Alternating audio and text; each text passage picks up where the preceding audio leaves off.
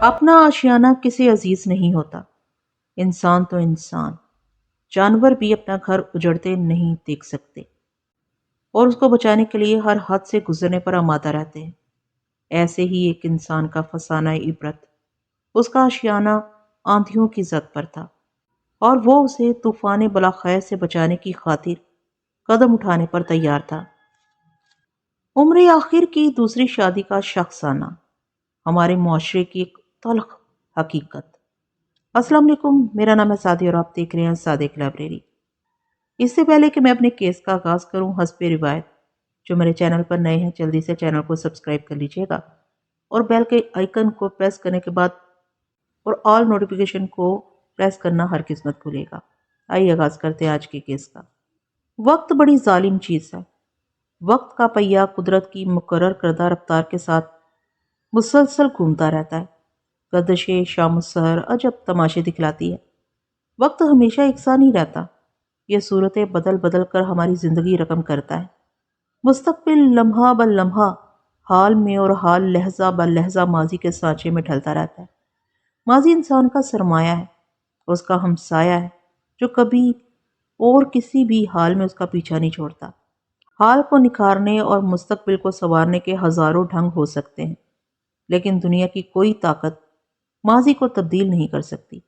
میں نے انتہائی مصروف پیشہ ورانہ زندگی گزاری ہے، اس لیے میرا ماضی بھرپور اور توانا ہے۔ پولیس ڈپارٹمنٹ سے ریٹائرمنٹ کے بعد میں ایک عرصے تک کراچی میں بھی رہائش پذیر رہا ہوں۔ اس دوران میں چند مواقع ایسے بھی آئے جو بلا واسطہ یا بالواسطہ مجھے میرے ماضی میں لے گئے اور برسوں پہلے بیتے ہوئے واقعات کسی سنسنی خیز فلم کے مانند پلک چھپکتے میں میری نگاہ تصور میں گھوم گئے۔ زمانہ گزشتہ کا کوئی بھولا بسرا کردار جب اچانک سامنے آ جائے تو ذہن میں یادوں کا ایک دریچہ سا کھل جاتا ہے۔ وہ بھی ایک ایسا ہی کردار تھا۔ اس پر نظر پڑتے ہی میں چونک اٹھا تھا۔ میرے ذہن میں شناسائی کی کرن پیدا ہوئی اور جب میں نے ایک بھرپور نگاہ اس پر ڈالی تو اسے متعلق میری یادداشت تازہ ہو گئی۔ میں لگ بھگ 35 سال بعد اسے دیکھ رہا تھا۔ وہ 80 کی دہائی کا کوئی وسطی سال تھا۔ میں اپنی بیٹی اور نواسی کے ساتھ عید کی شاپنگ کرنے صدر آیا تھا۔ اس وقت ہم زیب النساء اسٹریٹ سے گزر رہے تھے جب میں نے اسے دیکھا تھا۔ ہم گاڑی میں تھے اور وہ ریڈیو زیب النساء اسٹریٹ کے اتصال پر براجمان۔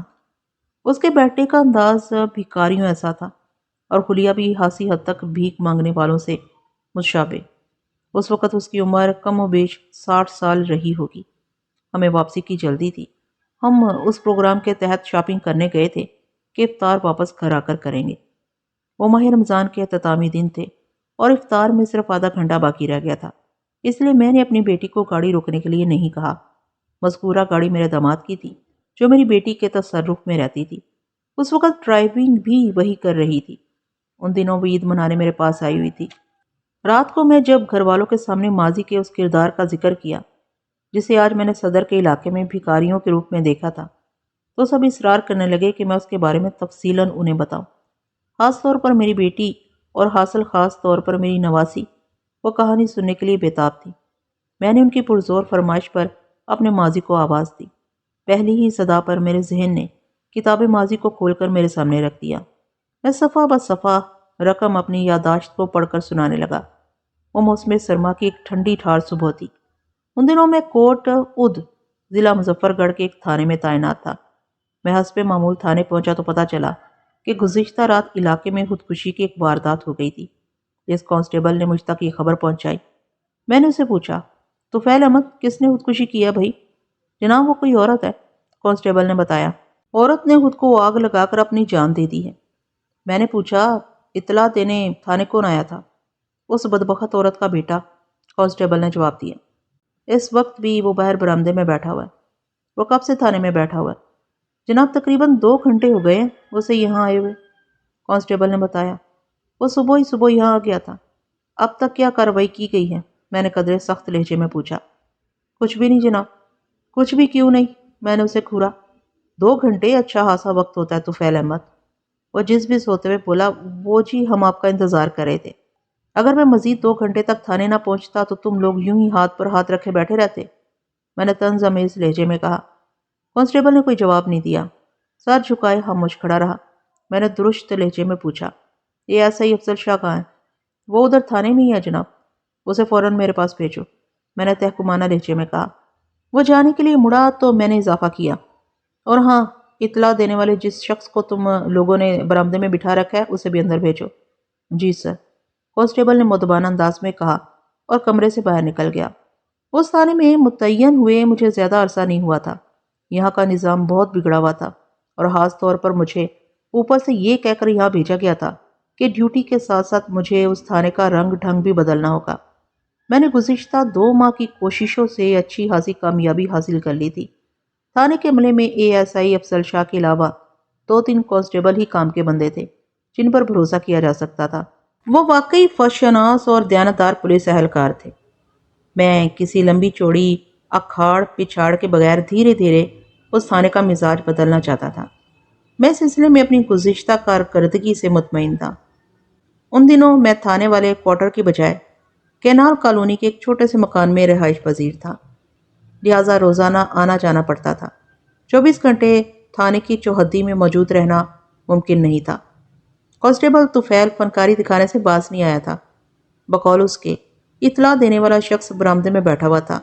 میں نے اس شخص کو اندر بھیجنے کے لیے بھی کہا تھا، مگر ہوا یہ کہ پہلے ASI میرے پاس پہنچا۔ حالانکہ اصولی طور پر اگر کانسٹیبل نے برآمدے والے شخص کو میرے پاس بھیج دیا ہوتا تو وہ محض چند سیکنڈ بعد میرے سامنے ہوتا۔ خیر، ان تمام بے اعتدالیوں اور بد نظمیوں کو ہی سدھارنے کے لیے مجھے یہاں بھیجا گیا تھا۔ ASI افضل شاہ نے میرے کمرے میں داخل ہوتے ہوئے کہا۔ جی حکم ملک صاحب، آپ مجھے یاد فرمایا؟ آپ نے مجھے یاد فرمایا افضل شاہ، میں نے اس کے چہرے پر نگاہ جماتے ہوئے کہا۔ مجھے پتہ چلا ہے کہ لگ بھگ 2 گھنٹے سے کوئی شخص ایک واردات کی اطلاع لے کر یہاں آیا ہوا ہے۔ ابھی تک کوئی کارروائی کیوں نہیں ہوئی؟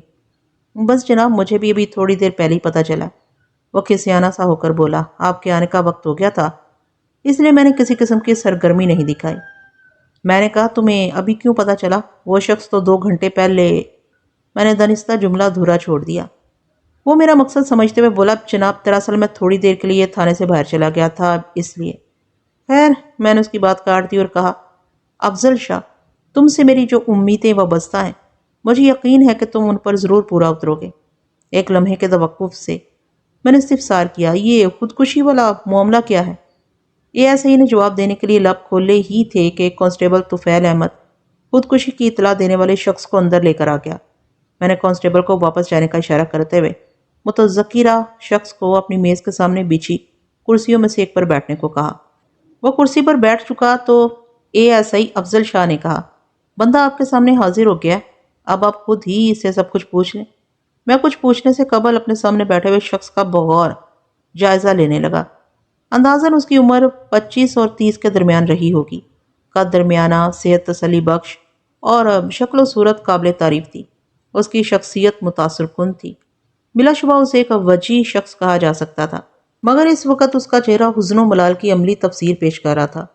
پریشانیوں اور دکھ نے اس کی رعنائی کو گہنا دیا تھا۔ میں نے نرم لہجے میں دریافت کیا، جوان تمہارا نام کیا ہے؟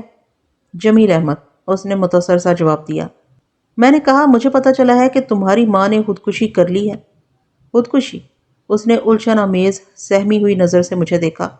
میں نے وضاحتی لہجے میں کہا، ہاں خودکشی، مجھے بتایا گیا ہے کہ گزشتہ رات اس نے خود کو آگ لگا کر موت کے حوالے کر دیا۔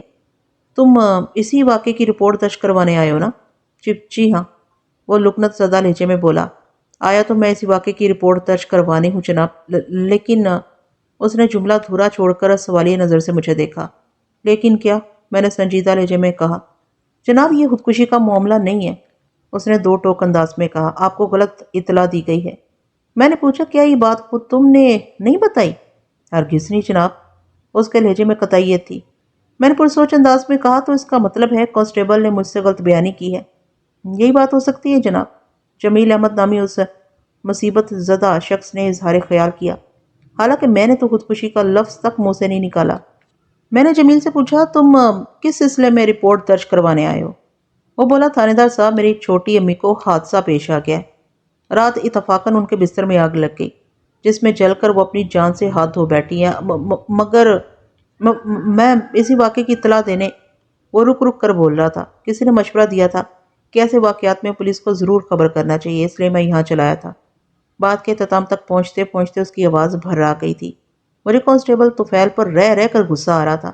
اس نے خودکشی کے حوالے سے غلط بیانی کر کے میری طبیعت مقدر کر دی تھی۔ میں نے جھنجھلاہٹ میں پہلے اسی کو طلب کر لیا۔ کانسٹیبل طفیل کی گوشمالی ضروری تھی۔ اس قسم کے بے شمار واقعات میں نے گزشتہ 2 ماہ میں بھگتائے تھے، جب اپنے تھانے کے عملے کو ڈانٹ ٹپٹ کرنا پڑی تھی۔ تھوڑی دیر بعد طفیل احمد میرے سامنے ٹینشن کھڑا تھا۔ جی حکم ملک صاحب، اس نے فدویانہ انداز میں کہا۔ اوئے حکم کے غلام، میں نے تیز نظر سے اسے گھورتے ہوئے کہا۔ میں سختی پر اتر آیا تو تمہیں جوکر بنا دوں گا، پھر تم تاش کی گڈی سے باہر ہو جاؤ گے، کسی کھیل میں تمہیں شریک نہیں کیا جائے گا۔ گتے کی ڈبیا کے اندر کسی دوسرے جوکر کے ساتھ پڑے آہیں بھرتے رہنا، چاہے ٹھنڈی چاہے گرم۔ میرا مطلب سمجھ رہے ہو نا مسٹر سمجھدار؟ آخری جملہ میں نے طنزیہ انداز میں کہا تھا۔ اس کے چہرے کے تاثرات سے میں نے اندازہ لگایا کہ وہ میری بات کا مفہوم بخوبی جان گیا تھا، اگرچہ جب وہ بولا تو اس کے لہجے میں مکاری کی آمیزش تھی، تاہم انداز انتہائی انکسارانہ تھا۔ میں کچھ سمجھا نہیں ملک صاحب۔ سمجھ جاؤ گے، بڑی اچھی طرح سمجھ جاؤ گے، میں نے مانے خیز لہجے میں کہا۔ میں سمجھانے کے 101 فارمولے جانتا ہوں۔ میں ذرا مختلف قسم کا تھانے دار ہوں، آہستہ آہستہ تمہیں پتہ چل جائے گا۔ فی الحال تو تم صرف اتنا بتاؤ کہ تم نے مجھ سے دروغ گوئی کیوں کی؟ کیسی دروغ گوئی ملک صاحب؟ وہ مصنوعی لہجے میں بولا۔ میں نے ڈانٹ امیز انداز میں کہا، تم نے مجھے یہی بتایا تھا نا کہ ایک عورت نے خود کو آگ کے سپرد کر کے خودکشی کر لی ہے، مگر یہ شخص، میں نے جمیل احمد کی جانب اشارہ کرتے ہوئے کہا، بتا رہا ہے کہ اس کی والدہ ایک اتفاقی حادثے کا شکار ہو کر چل بسی ہے۔ جناب لوگ تھانے میں آ کر ایسی ہی غلط بیانیاں کرتے ہیں، تو فیل نے فلسفیانہ انداز میں کہا، اپنے جرم کو چھپانے کے لیے سچی جھوٹی کہانیاں سناتے ہیں اور من گھڑنٹ تعویلیں پیش کرتے ہیں۔ ان سے سختی سے پیش آنا چاہیے، ورنہ یہ تو پولیس کو انگلیوں پر نچا کر رکھ دیں۔ میں نے غصیلے لہجے میں کہا، تو تم مجھے آداب تھانے داری سکھاؤ گے؟ جناب میں نے تو محض ایک بات کی تھی، وہ مسکین سی صورت بنا کر بولا۔ طفیل احمد خلیفہ قسم کا پولیس اہلکار تھا۔ مجھے معلوم ہوا تھا کہ وہ سابق تھانے دار کی آنکھوں کا تارا تھا، ہر اچھے برے کام میں وہ شامل رہتا تھا۔ تھانہ انچارج کا لاڈلا ہونے کے سبب وہ حادثہ بدتمیز بھی ہو گیا تھا، تاہم میں نے اسے نکیل ڈالنے کا حتمی فیصلہ کر لیا تھا، یا تو وہ سدھر جاتا یا پھر کسی اور تھانے میں بھیج دیا جاتا۔ میں نے سرزنش امیز انداز میں کہا، طفیل احمد، میں تمہیں آخری موقع دے رہا ہوں، آج کے بعد اگر تم نے کوئی شکایتی فعل کیا تو پھر مجھ سے شکوہ نہ کرنا، میں پہلے بھی تمہیں کئی بار تنبیہ کر چکا ہوں۔ وہ اپنے عمل پر ندامت کا اظہار کرنے کی بجائے ڈھٹائی سے خاموش کھڑا رہا۔ میں نے تحکمانہ لہجے میں کہا، جاؤ جا کر اپنا کام کرو۔ وہ میرا حکم بجا لایا۔ میں اگر چاہتا تو جارحانہ اقدام کر کے تھانے کی صورتحال کو ٹھیک کر سکتا تھا۔ میری ذرا سی شکایت پر حکام بالا فوراً کارروائی کرتے، مگر میں طاقت سے نہیں بلکہ لیاقت سے کام کرنا چاہتا تھا۔ میں اس تھانے کے بگڑے تگڑے اہلکاروں کو سدھارنا چاہتا تھا، اور سدھار ہمیشہ نرمی، درگزر اور محبت سے پیدا ہوتا ہے۔ زبردستی، طاقت کا استعمال اور انتقامی کارروائی ہمیشہ بغاوت کو جنم دیتی ہے، جسے نتیجتاً بگاڑ ہی کی توقع رکھی جا سکتی ہے۔ میں اپنے سامنے بیٹھے ہوئے جمیل احمد کی جانب متوجہ ہو گیا۔ تم نے بتایا کہ تمہاری چھوٹی امی کو حادثہ پیش آیا، یہ چھوٹی امی سے تمہاری کیا مراد ہے؟ چھوٹی امی میری سوتیلی ماں تھی، وہ دکھ بھرے لہجے میں بولا۔ 8-9 ماہ پہلے ابا جی نے دوسری شادی کر لی تھی۔ کیا تمہاری سگی والدہ؟ میں نے دنستہ جملہ نامکمل چھوڑ دیا۔ وہ میری بات کا مطلب سمجھ گیا، جلدی سے بولا، او نہیں جناب، خدا کے فضل و کرم سے میری بڑی امی یعنی میری سگی والدہ باقاعد حیات ہیں، بس ذرا گوشہ نشین ہو گئی ہیں۔ اچھا، میں نے اس بات میں سر ہلاتے ہوئے کہا۔ وہ بولا، جناب میں کافی دیر سے تھانے میں بیٹھا ہوا ہوں، کیا مجھے جانے کی اجازت ہے؟ میں نے آپ کو اس سانحے کی اطلاع دے کر اپنا فرض پورا کر دیا ہے، کیا آپ کسی قسم کی کارروائی کریں گے یا ہم اپنے طور پر چھوٹی امی کے کفن دفن کا بندوبست وغیرہ کر لیں؟ جمیل احمد، میں نے کھنکار کر گلا صاف کرتے ہوئے کہا، تم نے ہمیں اطلاع دے کر اپنا فرض پورا کر دیا ہے، اب ہم نے بھی اپنا فرض نبھانا ہے۔ میں ابھی تمہارے ساتھ جائے وقوع پر چلتا ہوں، اس سلسلے میں قانونی کارروائی بہت ضروری ہے۔ ایک لمحے کے توقف سے میں نے پوچھا، تمہارا گھر کس طرف ہے جمیل احمد؟ ہم کھوکر آباد میں رہتے ہیں جناب، اس نے جواب دیا۔ کیا تمہارا والد اس وقت گھر میں ہے؟ نہیں جی، اس نے نفی میں گردن ہلائی، ابا جی تو کل صبح سے گئے ہوئے ہیں۔ کہاں گئے ہوئے ہیں؟ ڈیرہ غازی خان جناب۔ ڈیرہ غازی خان میں کس جگہ؟ کوٹ کے سرانی، اس نے جواب دیا۔ تونسا سے تھوڑا آگے یہ کوٹ واقع ہے، شمال کی طرف۔ ہاں میں نے دیکھا ہے، میں نے تصدیقی انداز میں کہا۔ تونسا، کوٹ کے سرانی، جھوک، بدو، شاہ زندہ وغیرہ۔ ایک لمحے کو رک کر میں نے سوال کیا، تمہارا باپ کوٹ کے سرانی کیا لینے گیا؟ بیوپاری اشرف علی سے ملنے، اس نے بتایا۔ کیا تمہارا باپ بھی کوئی بیوپار کرتا ہے؟ ادھر مین بازار میں ہماری بہت بڑی دکان ہے جناب۔ جمیل احمد نے جواب دیا، فضل ایجنسی کے نام سے۔ یہ کس قسم کی ایجنسی ہے؟ جناب ہم تھوک کا کاروبار کرتے ہیں، اس نے بتایا۔ ہماری دکان پر بنسبتی گھی، مختلف قسم کے تیل اور کپڑے دھونے کا صابن فروخت کیا جاتا ہے۔ میں نے پوچھا، جمیل احمد یہ ہم اور ہماری سے تمہاری کیا مراد ہے؟ کیا تم بھی اپنے والد کے ساتھ ہی ایجنسی پر کام کرتے ہو؟ آپ کا اندازہ بالکل درست ہے جناب، وہ اس بات میں گردن ہلاتے ہوئے بولا۔ تمہارے والد کا نام کیا؟ فضل کریم۔ وہ کوٹ کے سرانی سے واپس کب آئیں گے؟ آج شام کو ابا جی واپس آ جائیں گے، وہ پروسوک لہجے میں بولا۔ میں نے کہا، اس کا مطلب ہے فضل کریم اپنی دوسری بیوی کو پیش آنے والے حادثے سے بے خبر ہے۔ ظاہر ہے جناب، ابا جی کو تو اسی وقت پتہ چلے گا جب وہ واپس کوٹ اد پہنچیں گے، جمیل احمد نے کہا۔ خدا خیر کرے، پتہ نہیں آج کیا ہونے والا ہے۔ میں نے کہا، جو کچھ ہو چکا ہے اس سے زیادہ کچھ نہیں ہوگا جمیل احمد، تم حوصلہ رکھو، اللہ بہتر کرے گا۔ وہ تھوڑی تھوڑی دیر کے بعد افسوسناک انداز میں سر ہلانے لگتا تھا۔ آئندہ آدھے گھنٹے میں میرے مختلف سوالات کے جواب میں جمیل احمد نے جو معلومات وہیں پہنچائیں، ان کا خلاصہ کچھ اس طرح سے تھا۔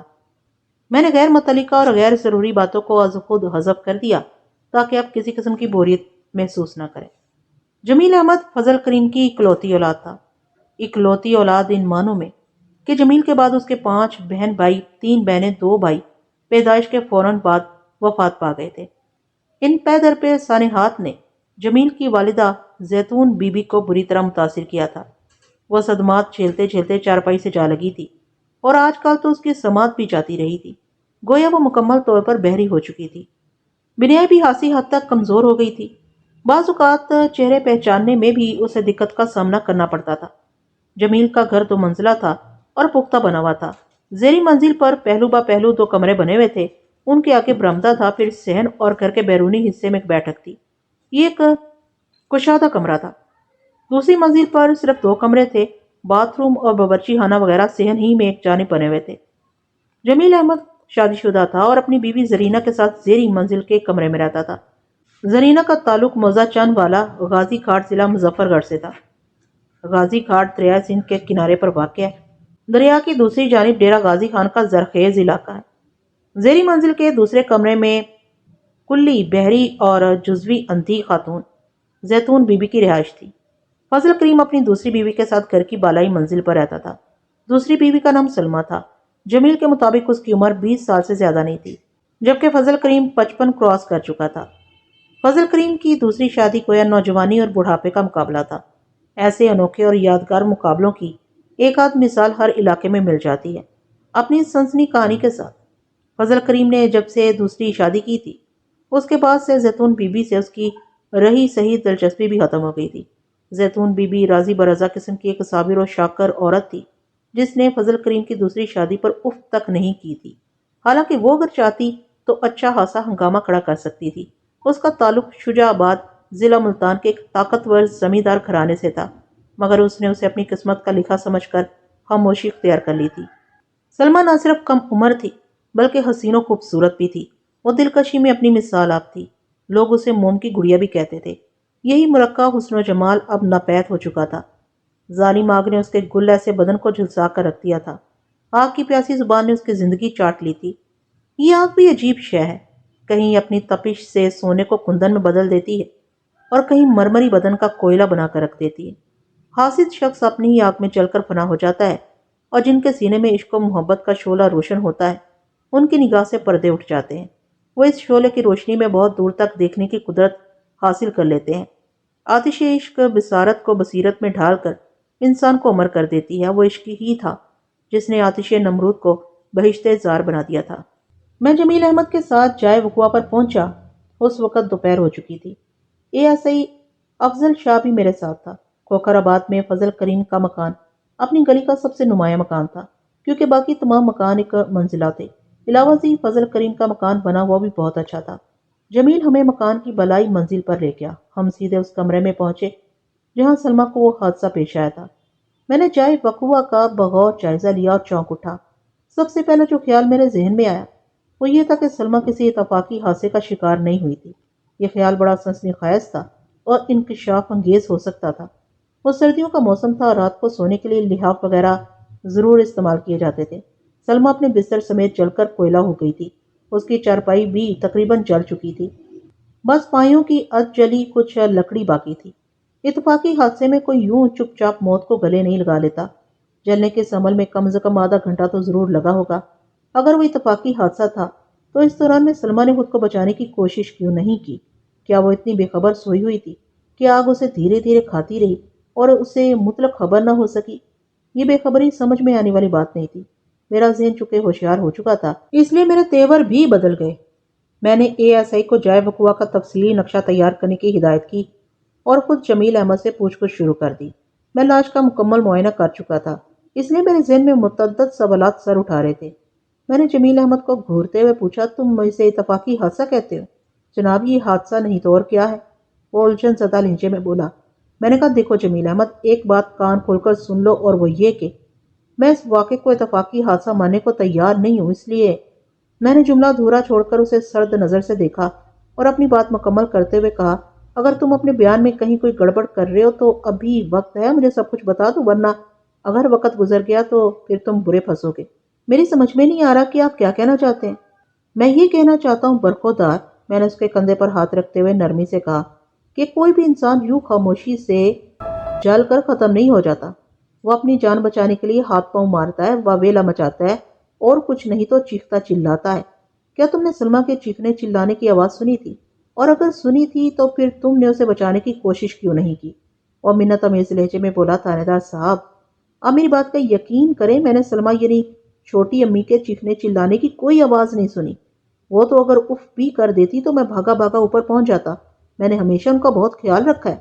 میرے ذہن میں یہ حدشہ بار بار سر ابھار رہا تھا کہ سلمہ جمیل احمد کی سوتیلی ماں تھی۔ اس حوالے سے جمیل اسے کوئی بھی نقصان پہنچانے کی پوزیشن میں تھا، خاص طور پر اس صورت میں کہ اس کی سگی ماں زیتون بی بی نے چپ ساتھ لی تھی۔ اپنی ماں کے دل پر گزر جانے والی قیامت کا جمیل کو بخوبی اندازہ ہوگا۔ اس کے ذہن میں انتقامی خیالات آ سکتے تھے۔ میں نے کہا، تم نے واقعی بہت خوب خیال رکھا ہے اپنی چھوٹی امی کا۔ جناب آپ خواہ میری نیت پر شک کر رہے ہیں، وہ شکایتی لہجے میں بولا۔ اگر مجھے پتا چل جاتا تو میں اپنی جان قربان کر دیتا چھوٹی امی پر۔ جمیل احمد، میں خواہ کوئی کام نہیں کرتا، میں نے ٹھہرے ہوئے لہجے میں کہا۔ اگر میں اس واقعے کے سلسلے میں تم پر شک کر رہا ہوں تو اس کی ٹھوس وجہ بھی ہے اور شواہد سے بھی یہی ظاہر ہوتا ہے۔ اگر نہیں تو میں نے بات نامکمل چھوڑ کر جمیل کی آنکھوں میں دیکھا اور سخت لہجے میں پوچھا، بتاؤ یہ آگ کس طرح لگ سکتی ہے؟ اگر آگ لگی گئی تھی تو سلمہ کو اس کا احساس کیوں نہیں ہوا؟ اس نے آگ کی تپش کیوں محسوس نہیں کی؟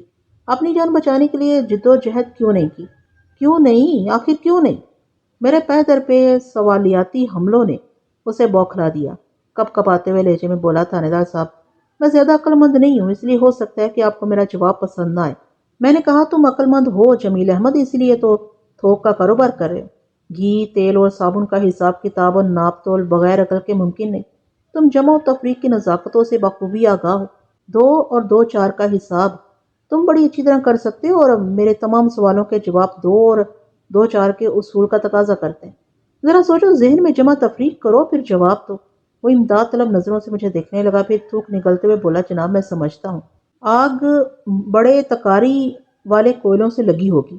سوتے ہوئے لحاف کا کوئی کونا دابڑے میں دہکتے ہوئے انگاروں پر گر گیا ہوگا اور اس نے آگ پکڑ لی ہوگی۔ پھر اس نے مذکورہ دابڑے کی طرف اشارہ بھی کیا۔ موسم سرما میں یخ بستہ راتوں کو خوشگوار اور نیم گرم بنانے کے لیے عموماً چارپائی کے نزدیک کسی آہنی برتن میں کوئلے دہکا کر رکھے جاتے ہیں، جو اپنی ہلکی آنچ سے کمرے کو دھیرے دھیرے گرم کرتے رہتے ہیں۔ اس مقصد کے لیے بعض اوقات کوئلوں والی انگیٹھی بھی استعمال کی جاتی ہے۔ گاؤں دیہات میں آج کل بھی یہ روایت قائم ہے۔ البتہ شہروں اور جن گاؤں میں بجلی کی سہولت میسر ہے، وہاں بجلی کے ہیٹر بھی استعمال ہونے لگے ہیں۔ اس تناظر میں جمیل احمد کا جواب منطقی تھا، لیکن میں اس لولے لنگڑے جواب سے مطمئن ہونے والا نہیں تھا۔ میرا ذہن ایک خاص نقطے پر اٹکا ہوا تھا۔ مجھے سوچتا دیکھ کر جمیل نے اپنی بات آگے بڑھائی، اور جناب جہاں تک آپ کے دوسرے سوالوں کا تعلق ہے تو میں صرف یہی عرض کروں گا کہ چھوٹی امی یقیناً گہری نیند سو رہی ہوگی، اس لیے انہیں بستر میں لگنے والی آگ کی خبر نہ ہو سکی۔ میں نے کھا جانے والی نظر سے جمیل کو دیکھا اور طنزیہ لہجے میں کہا، تمہاری چھوٹی امی گہری نیند سو رہی تھی؟ گہری نیند؟ کتنی گہری نیند جمیل احمد؟ بہت گہری جناب۔ وہ میرے سوال کی گہرائی تک پہنچے بغیر فوراً بول اٹھا۔ میں نے کہا، جمیل احمد جان کنی کا وقت بڑا قیامت خیز ہوتا ہے، خاص طور پر آگ سے جل کر مرنے والوں، پانی میں ڈوب کر مرنے والوں اور سانس کی آمد و شد میں رکاوٹ سے مرنے والوں پر تو قیامت کبریٰ گزر جاتی ہے۔ تم گہری نیند کا راگ سنا رہے ہو؟ خیر، میں نے جملہ دھورا چھوڑ کر اس کی آنکھوں میں جھانکا اور وہ ایک جھجری لے کر رہ گیا۔ معلوم نہیں یہ میری نظر کا کمال تھا یا اس کے دل ہی میں کوئی چور چھپا بیٹھا تھا۔ میں نے بدستور اس کی آنکھوں میں گھورتے ہوئے کہا، پوسٹ مارٹم کی رپورٹ دودھ کا دودھ اور پانی کا پانی کر دے گی۔ Post mortem? وہ کانپ کر رہ گیا۔ ہاں پوسٹ مارٹم، میں نے ٹھوس لہجے میں کہا۔ آپ سختہ جاں کی چیر پھاڑ کروائیں گے؟ وہ ٹوٹے ہوئے لہجے میں بولا۔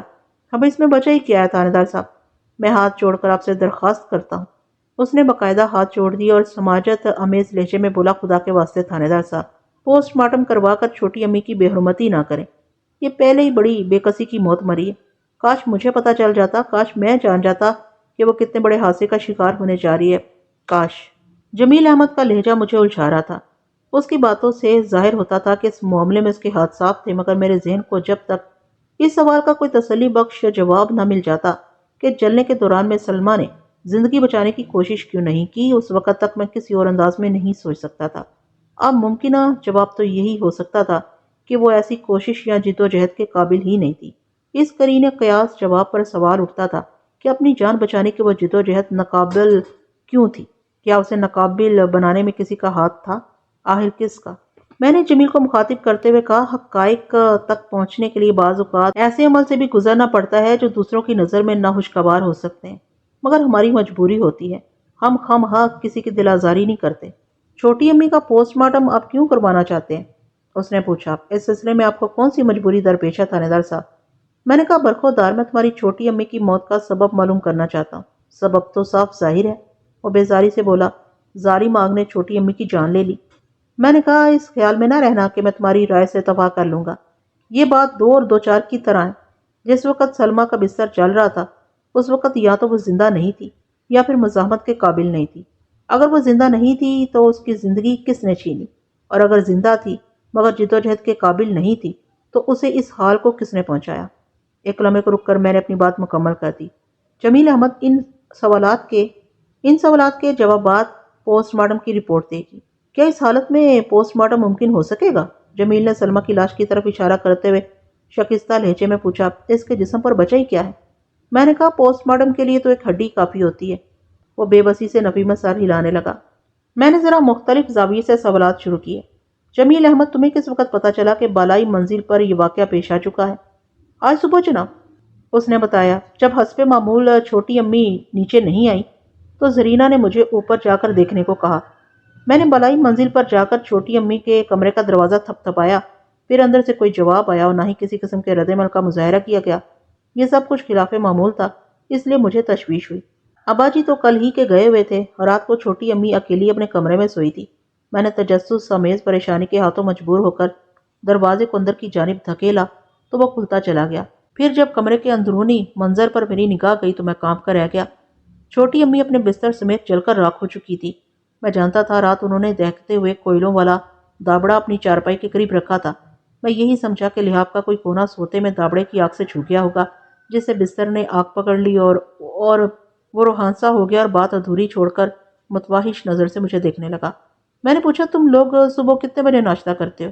سورج نکلنے کے ساتھ ہی اس نے جواب دیا۔ آج کل سردیوں کا موسم ہے۔ میں نے کہا، سورج لگ بھگ صبح 7 بجے طلوع ہو جاتا ہے۔ تمہارے کہنے کا مطلب یہ ہوا کہ تم اپنی چھوٹی امی کو دیکھنے 7 سوا 7 بجے بالائی منزل پر گئے تھے؟ جی ہاں، یہی وقت ہوگا۔ میں نے کہا، بالائی منزل کے کمرے کا لرزہ خیز منظر دیکھنے کے بعد تم نے کیا کیا؟ تھوڑی دیر تک تو میری سمجھ میں کچھ بھی نہیں آیا کہ کیا کروں، وہ بے چارگی سے بولا۔ پھر کسی نے مجھے مشورہ دیا کہ اس اندھوناک واقعے کی فوراً رپورٹ کروانا چاہیے۔ میں بھاگا تھانے پہنچا۔ اس کے بعد کے واقعات آپ کے سامنے ہیں۔ مجھے بتایا گیا تھا کہ جمیل احمد کم و بیش 7:45 بجے تھانے آیا تھا۔ اس روز مجھے تھانے پہنچنے میں ذرا تاخیر ہو گئی تھی، اس لیے بھی اسے طویل انتظار کرنا پڑا تھا۔ ہم 10:30 بجے سے جائے وقوع کی جانب روانہ ہوئے تھے۔ اسی دوران میں ASI افضل شاہ نے مجھے مطلع کیا کہ وہ جائے وقوع کا تفصیلی نقشہ تیار کر چکا تھا۔ میں نے اپنی تسلی کے لیے ASI کی تحریر کارکردگی پر ایک تنقیدی نگاہ ڈالی اور اس بات میں سر ہلا دیا۔ اس کے بعد میں سرسری انداز میں کمرے کا جائزہ لینے لگا۔ ایک بات حیرت انگیز تھی اور وہ یہ کہ کمرے میں بھڑکنے والی آگ نے صرف سلمہ، اس کی چارپائی اور بستر کو ہی جلایا تھا۔ کمرے میں لکڑی کی بنی ہوئی اور بھی کئی چیزیں رکھی تھیں، مگر ان تک رسائی حاصل کرنے سے پہلے ہی آگ بجھ گئی تھی، گویا وہ اپنا کام کرنے کے بعد ٹھنڈی ہو گئی تھی۔ وہ کام جس کا تعلق سلمہ کی موت سے تھا، حادثاتی یا سازشاتی موت، اس کا فیصلہ آنے والا وقت اور پوسٹ مارٹم کی رپورٹ ہی نے کرنا تھا۔ میں نے سلمہ کی لاش کو پوسٹ مارٹم کے لیے سرکاری اسپتال بھجوا دیا اور مزید سوالات کے لیے جمیل احمد کی جانب متوجہ ہو گیا۔ یہ ایسے علاج کے ساتھ ہی وہاں سے چلا گیا تھا، لہٰذا صرف ہم دونوں کمرے میں رہ گئے تھے۔ میں نے اسے پوچھا، 8 جنوری ہے؟ سلمہ یعنی تمہاری چھوٹی امی کی موت گزشتہ رات میں کسی وقت واقع ہوئی ہے؟ کیا تم بتا سکتے ہو کہ وہ کل رات کتنے بجے سونے کے لیے اوپر گئی تھی؟ اس نے جواب دیا، رات کے کھانے کے بعد۔ مثلاً کتنے بجے؟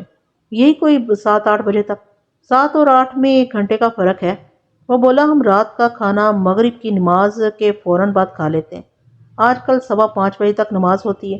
یوں سمجھ لے کہ ہم 6 بجے کھانا کھاتے ہیں، 6:30 بجے تک فارغ ہو جاتے ہیں۔ اسی حساب سے میں نے آپ کو وقت بتایا تھا۔ آپ 7 بجے کا وقت سمجھ لیں۔ کیا تم اس وقت گھر میں موجود تھے جب سلمہ کھانا کھانے کے بعد بالائی منزل پر گئی تھی؟ میں نے تیز لہجے میں استفسار کیا۔ اس نے بتایا، نہیں جناب، میں اس وقت تک گھر نہیں پہنچا تھا۔ پھر تم نے 7 اور 8 بجے کا وقت کس طرح بتایا؟ یہ بات مجھے زرینہ سے معلوم ہوئی تھی۔ تم اس وقت گھر میں نہیں تھے تو پھر کہاں تھے؟ دکان میں تھا، اس نے جواب دیا۔ ابا جی کی غیر موجودگی کے باعث مجھے دیر تک دکان میں رکنا پڑا تھا۔ کام کی زیادتی کی وجہ سے میں خاصی تاخیر سے گھر پہنچا تھا۔ میں نے پوچھا، تم کتنے بجے گھر پہنچے تھے؟ لگ بھگ 9 بجے جناب۔ جمیل کے جواب نے مجھے چونکنے پر مجبور کر دیا۔ میں نے قریدنے والے انداز میں پوچھا، عام طور پر تم کتنے بجے گھر آ جاتے ہو؟ ہم مغرب کی نماز گھر ہی آ کر پڑھتے ہیں جناب۔ میں نے کہا، یہ تو بہت بڑا فرق ہے جمیل۔ 5، 5:15 اور 9 بجے رات میں پورے 4 گھنٹے کا فرق ہے۔ کل ایسا کیا کام تھا کہ تمہیں اتنی دیر تک دکان پر رکنا پڑا؟ میں نے بتایا نا، ابا جی کی غیر حاضری کی وجہ سے۔ اس نے بات نامکمل چھوڑ دی اور نظر چرا کر دوسری جانب دیکھنے لگا۔ میں نے واضح طور پر محسوس کیا کہ وہ مجھ سے کچھ چھپانے کی کوشش کر رہا تھا۔ میں نے ذرا سخت لہجے میں کہا، جمیل احمد، اگر تم حقائق کو چھپانے کی کوشش کر رہے ہو تو میں تمہیں ایسی کسی کوشش میں کامیاب نہیں ہونے دوں گا۔ ایک لمحے کے توقف سے میں نے اضافہ کیا، میں ابھی تم سے ان لوگوں کے نام و پتے دریافت کروں گا جن سے کل شام 5 اور 9 بجے کے درمیان تم نے دکان پر ملاقات کی۔ پھر میں ان لوگوں سے مل کر تمہارے بیان کی تصدیق کروں گا تو تمہارے جھوٹ کی کلئی کھل جائے گی۔ بہتر یہی ہے کہ تم سیدھی اور سچی بات بتاؤ۔ ہیر پھیر کرنے والوں کے ساتھ میں رعایت کرنے کا قائل نہیں ہوں۔ تھوڑے سے تذبذب کے بعد وہ تعاون پر آمادہ ہو گیا۔ دھیمی آواز میں بولا، اگر آپ وعدہ کریں کہ ابا جی کو کچھ نہیں بتائیں گے تو میں آپ کو ساری بات سچ سچ بتا دوں گا۔ میں تمہاری پوری بات سننے سے پہلے ایسا کوئی وعدہ نہیں کر سکتا، میں نے روکھے لہجے میں کہا۔ اگر تمہاری بات کا موجودہ معاملے یعنی تمہاری چھوٹی امی کو پیش آنے والے واقعے سے کوئی تعلق نہ ہوا تو میں تمہاری مدد کی کوشش کروں گا۔ وہ مطمئن ہو گیا اور پورا اعتماد لہجے میں بولا، پھر تو ٹھیک ہے، میں جو کچھ آپ کو بتانے جا رہا ہوں وہ بالکل ایک علیحدہ معاملہ ہے۔ اور وہ معاملہ کیا ہے؟ میں نے اسے تیز نظر سے گھورا۔ وہ تھوک نگلتے ہوئے دھیمی آواز میں بتانے لگا، تھانے دار صاحب، دراصل بات یہ ہے کہ میں کل دکان بند کر کے حاجی پور چلا گیا تھا۔ الیاس احمد بھی میرے ساتھ تھا۔ یہ الیاس احمد کون ہے؟ میں نے پوچھا، اور تم حاجی پور کیا لینے گئے تھے؟ وہ تامل کرتے ہوئے بولا، الیاس احمد میرا دوست ہے، ادھر ہماری دکان کے قریب ہی اس کی کپڑے کی دکان ہے، میرا مطلب ہے وہ کپڑے کی دکان پر ملازم ہے۔ ہم حاجی پور میں عنایت حسین کے ڈیرے پر گئے تھے۔ تم نے میرے سوال کا مکمل جواب نہیں دیا، میں نے سخت لہجے میں کہا۔ میں نے پوچھا تھا، تم حاجی پور کیا لینے گئے تھے؟ ایک لمحے کے توقف سے میں نے اضافہ کیا، اب یہ بھی بتاؤ، یہ عنایت حسین کون ہے اور اس کے ڈیرے پر تم کیوں گئے تھے؟ وہ جذبے ہوتے ہوئے بولا، میں نے آپ سے سچ بولنے کا وعدہ کیا ہے جناب، میں اور الیاس احمد وہاں منگ پتہ کھیلنے گئے تھے۔ میں نے اسے گھورتے ہوئے کہا، اوئے نامراد، منگ پتہ پر تو عموماً جوا کھیلا جاتا ہے، کیا عنایت حسین کے ڈیرے پر جوا ہوتا ہے؟ وہ ٹکتے ہوئے بولا، ہم تو کبھی کبھار ہی وہاں جاتے ہیں ابا جی، جب بھی دکان سے غیر حاضر ہوتے ہیں مجھے حاجی پور جانے کا موقع مل جاتا ہے، لیکن میں نے ہمیشہ یہ کوشش کی ہے کہ وقت پر گھر پہنچ جاؤں، اس لیے جس روز مجھے حاجی پور جانا ہوتا ہے میں ذرا جلدی دکان بند کر دیتا ہوں۔ کل بھی میں نے 4 بجے دکان بند کر کے تالا لگا دیا تھا اور الیاس احمد کے ساتھ سیدھا عنایت حسین کے ڈیرے کی جانب روانہ ہو گیا تھا، مگر وہاں ایسی بازی جمی کہ وقت گزرنے کا احساس ہی نہیں ہوا۔ جب میں اپنے گھر پہنچا تو رات کے 9 بجنے والے تھے۔ میں نے تحمل سے اس کی بات سنی، پھر سخت لہجے میں کہا، جمیل، اس قسم کا جوا عموماً رات میں کھیلا جاتا ہے، کیا عنایت حسین کے ڈیرے پر دن دہاڑے یہ دھندا چل رہا ہے؟ جناب، عنایت حسین بہت پہنچی ہوئی چیز ہے، وہ متاثرہ لہجے میں بولا۔ حاجی پور میں کوئی اسے رچنے کی کوشش نہیں کرتا، اس کا بڑا ٹیکا ہے وہاں، اس کے ڈیرے پر کسی بھی وقت جوا کھیلا جا سکتا ہے۔ میں نے کہا، اس فن خان عنایت حسین سے تو میں بعد میں نپٹ لوں گا، تم یہ بتاؤ کہ تم وہاں کیا کارنامہ انجام دے کر آئے ہو؟ کارنامہ؟ اس کے لہجے میں الجھن تھی۔ اوئے میں پوچھ رہا ہوں، کل تم نے جوئے میں کتنی رقم جیتی تھی؟ میں نے وضاحتی انداز میں کہا۔ وہ اس بات میں سر ہلاتے ہوئے بولا، اچھا آپ یہ پوچھ رہے ہیں؟ پھر نفی میں گردن چھٹکتے ہوئے بولا، کل تو جناب قسمت میرے ساتھ نہیں تھی، جب مقدر ساتھ نہ دے تو پھر آدمی کیسے جیت سکتا ہے، کل میرے ہارنے کا دن تھا۔ میں نے پوچھا تم نے کتنی رقم ہاری تھی؟ 200 روپے، وہ مایوسی سے بولا۔ 200 روپے؟ میں نے اس کے جواب کو دہرایا۔ اس کی بات سن کر مجھے حیرت ہوئی تھی کیونکہ اس زمانے میں 200 روپے بہت بڑی رقم تھی۔ میں نے سرزنش آمیز لہجے میں کہا تم نے اتنی بڑی رقم ہار دی؟ کیا تمہارا باپ اسی لیے کماتا ہے؟ ظاہر ہے یہ رقم تم نے دکان ہی سے نکالی ہوگی۔ اس نے اس بات میں جواب دیا، پھر بولا جناب ابا جی اکیلے تو نہیں کماتے ہیں، میں بھی ان کے برابر ہی محنت کرتا ہوں۔ دکان میں جو کچھ بھی ہے وہ ہم دونوں کی کاوشوں کا ثمر ہے۔ میں تمہاری دلیل سے متاثر ہونے والا نہیں ہوں جمیل احمد، میں نے اکھڑے ہوئے لہجے میں کہا۔ یہ ٹھیک ہے کہ تم دونوں باپ بیٹا مل کر فضل ایجنسی چلاتے ہو، لیکن اس کا مطلب یہ نہیں کہ تم جوئے میں بڑی بڑی رقمیں ہار کر کاروبار کو تباہ کرتے رہو۔ وہ ڈٹائی سے بولا جناب میں ہمیشہ ہارتا نہیں، اکثر جیتتا رہتا ہوں۔ میں اس موضوع پر اسے بحث نہیں کرنا چاہتا تھا، اس لیے گفتگو کا رخ موڑتے ہوئے کہا جمیل احمد تم یہ نہ سمجھنا کہ میں آنکھیں بند کر کے تمہاری کہانی پر یقین کر لوں گا۔ اگر ضرورت محسوس ہوئی تو میں حاجی پور میں عنایت حسین کے ڈیرے پر بھی جاؤں گا تاکہ تمہاری باتوں کی تصدیق ہو سکے، اور الیاس احمد سے تو میں کل ہی ملوں گا۔ ایک لمحے کے توقف سے میں نے پوچھا وہ کپڑے کی کس دکان پر کام کرتا ہے؟ میرا مطلب ہے اس دکان کا نام کیا ہے؟ مدینہ کلاتھ مرچنٹ، اس نے جواب دیا۔ میں نے اپنی ڈائری میں نوٹ کر لیا۔ اس نے کہا آپ جہاں سے چاہیں اور جس طرح چاہیں میرے باتوں کی تصدیق کر لیں، لیکن میں ہاتھ جوڑ کر آپ سے درخواست کرتا ہوں کہ ابا جی کو ان معاملات کا پتہ نہ چلے۔ اگر تمہارے بیان کی تصدیق ہو گئی تو میں تمہاری درخواست پر ضرور غور کروں گا، میں نے آمادگی امیز لہجے میں کہا۔ فی الحال تو میرے سامنے سب سے اہم مسئلہ سلمہ کو پیش آنے والا اندھوناک واقعہ ہے، اس کے بارے میں تم کچھ اور بتا سکتے ہو تو ضرور بتاؤ۔ وہ بے بسی سے بولا میں جتنا جانتا تھا وہ تو آپ کو بتا چکا ہوں جناب، پتہ نہیں آپ مجھ سے اور کیا پوچھنا چاہتے ہیں۔ ویسے اگر آپ برا نہ مانے تو نیچے جا کر بیٹھک میں بیٹھتے ہیں، باقی باتیں وہیں پر ہو جائیں گی۔ اس کی تجویز معقول تھی۔ میں اس کی رہنمائی میں متوفی سلمہ کے کمرے سے نکل آیا۔ زینے کی جانب بڑھتے ہوئے ہم بلائی منزل کے دوسرے کمرے کے سامنے سے گزرے۔ مذکورہ کمرے کی کنڈی باہر سے لگی ہوئی تھی۔ ایک فوری خیال کے تحت میں نے جمیل احمد سے سوال کیا اس کمرے میں کون رہتا ہے جمیل احمد؟ وہ تامل کرتے ہوئے بولا اس وقت تو کوئی بھی نہیں ہے۔ یہ تو مجھے بھی نظر آ رہا ہے، میں نے کہا۔ کمرے کے بند دروازے کو باہر سے کنڈی چڑھی ہوئی ہے، جس کا یہی مطلب ہے کہ اس وقت اندر کوئی بھی نہیں ہوگا۔ مگر میرے پوچھنے کا مقصد یہ تھا کہ یہ کمرہ کس کے استعمال میں ہے؟ یہاں ہمارا ایک مہمان ٹھہرا ہوا تھا، وہ بیزاری سے بولا۔ ٹھہرا ہوا تھا؟ کیا مطلب؟ مطلب یہ کہ وہ آج صبح چلا گیا، جمیل نے بتایا۔ میرے ذہن میں کھلبلی مچ گئی تھی۔ جمیل احمد کے جوابات بہت کچھ سوچنے پر مجبور کر رہے تھے۔ میں نے پوچھا وہ مہمان کون تھا اور آج صبح کہاں چلا گیا؟ اس نے بتایا وہ میری پھوپھی کا لڑکا ہے جناب، ریاض احمد۔ پھوپھی کا لڑکا؟ میں نے چونکتے ہوئے کہا۔ اس کی عمر کتنی ہوگی؟ یہی کوئی 15-16 سال۔ میں گہری سوچ میں ڈوب گیا، پھر پوچھا تم نے یہ نہیں بتایا کہ وہ آج صبح کہاں چلا گیا؟ جمیل احمد نے جواب دیا وہ واپس اپنے پنڈ گاؤں چلا گیا۔ وہ کب سے یہاں رہ رہا تھا؟ تقریباً 4 ماہ سے۔ اتنے لمبے عرصے سے؟ میں نے کھوجتی ہوئی نظر سے اسے دیکھا۔ وہ بولا ابا جی کو اپنے اکلوتے بھانجے سے بڑی محبت ہے۔ ریاض احمد بیچارہ یتیم لڑکا ہے، اور جب بھی اپنے ماموں یعنی ابا جی سے ملنے آتا ہے تو کافی دنوں تک ٹھہرتا ہے۔ اس کے گاؤں کا نام کیا ہے؟ میں نے پوچھا۔ جمیل نے بتایا ٹبی کلاں۔ یہ گاؤں ضلع مظفر گڑھ میں تو نہیں ہے؟ اس نے اس بات میں سر ہلایا اور بتایا آپ بالکل ٹھیک کہہ رہے ہیں جناب، موضع ٹبی کلاں، تحصیل کروڑ پکا، ضلع لیا ہے۔ وہاں ریاض کی نانی کا گھر ہے۔ ریاض کے ماں باپ کا انتقال ہو چکا ہے، وہ اپنی نانی جنت بی بی کے پاس رہتا ہے۔ ہم باتیں کرتے ہوئے زینہ اتر کر زیری منزل پر آ گئے۔ میں نے بیٹھک میں داخل ہوتے ہوئے سوال کیا جمیل احمد ایک بات میری سمجھ میں نہیں آئی۔ کون سی بات جناب؟ اس نے میری طرف دیکھا۔ یہی کہ تمہارا پھوپھی ذات ریاض احمد آج صبح اپنے گاؤں موضع ٹبی کلاں واپس چلا گیا، حالانکہ تمہارا باپ گھر میں موجود نہیں ہے۔ ریاض تو اپنے ماموں یعنی فضل کریم کے پاس رہنے کے لیے آیا تھا نا؟ وہ الجھن زدہ لہجے میں بولا یہ بات مجھے بھی کھٹکی تھی تھانے دار صاحب، مگر میں نے اس معاملے میں اپنے ذہن کو تھکانے کی کوشش نہیں کی۔ دراصل ابا جی کے لاڈ پیار نے ریاض کو بڑی حد تک خودسر اور مغرور بنا دیا ہے۔ وہ مجھے بھی اتنا احترام نہیں دیتا جو اس کا فرض بنتا ہے۔ بس یہ ابا جی کی وجہ سے سب کچھ برداشت کرنا پڑتا ہے۔ پھر یہ بھی خیال آتا ہے کہ یتیم بچہ ہے، کہیں ہم سے کوئی زیادتی ہو گئی تو بہت بڑا گناہ ہو جائے گا، اس لیے بھی درگزر سے کام لینا پڑتا ہے۔ میں جمیل احمد سے گفتگو بھی کر رہا تھا اور ساتھ ہی میرا ذہن حالات کی گمشدہ کڑیوں کو بھی تلاش کرنے اور ڈھونڈ کر ملانے کی کوشش میں مصروف تھا۔ گزشتہ رات اس گھر کی بالائی منزل کے کمرے میں سلمہ نامی ایک عورت جل کر مر گئی تھی۔ اس کے برابر دوسرے کمرے میں ایک نوجوان لڑکا موجود تھا، لیکن سلمہ کی جان بچانے کے لیے کسی قسم کی کوئی عملی کوشش سامنے نہیں آئی تھی۔ پھر وہ نوجوان لڑکا صبح اپنے گاؤں بھی چلا گیا تھا۔ یہ سب کچھ غیر منطقی اور غیر حقیقی لگتا تھا۔ اس صورتحال میں ریاض احمد کی ذات شکوک و شبہات کے گھیرے میں آ جاتی تھی۔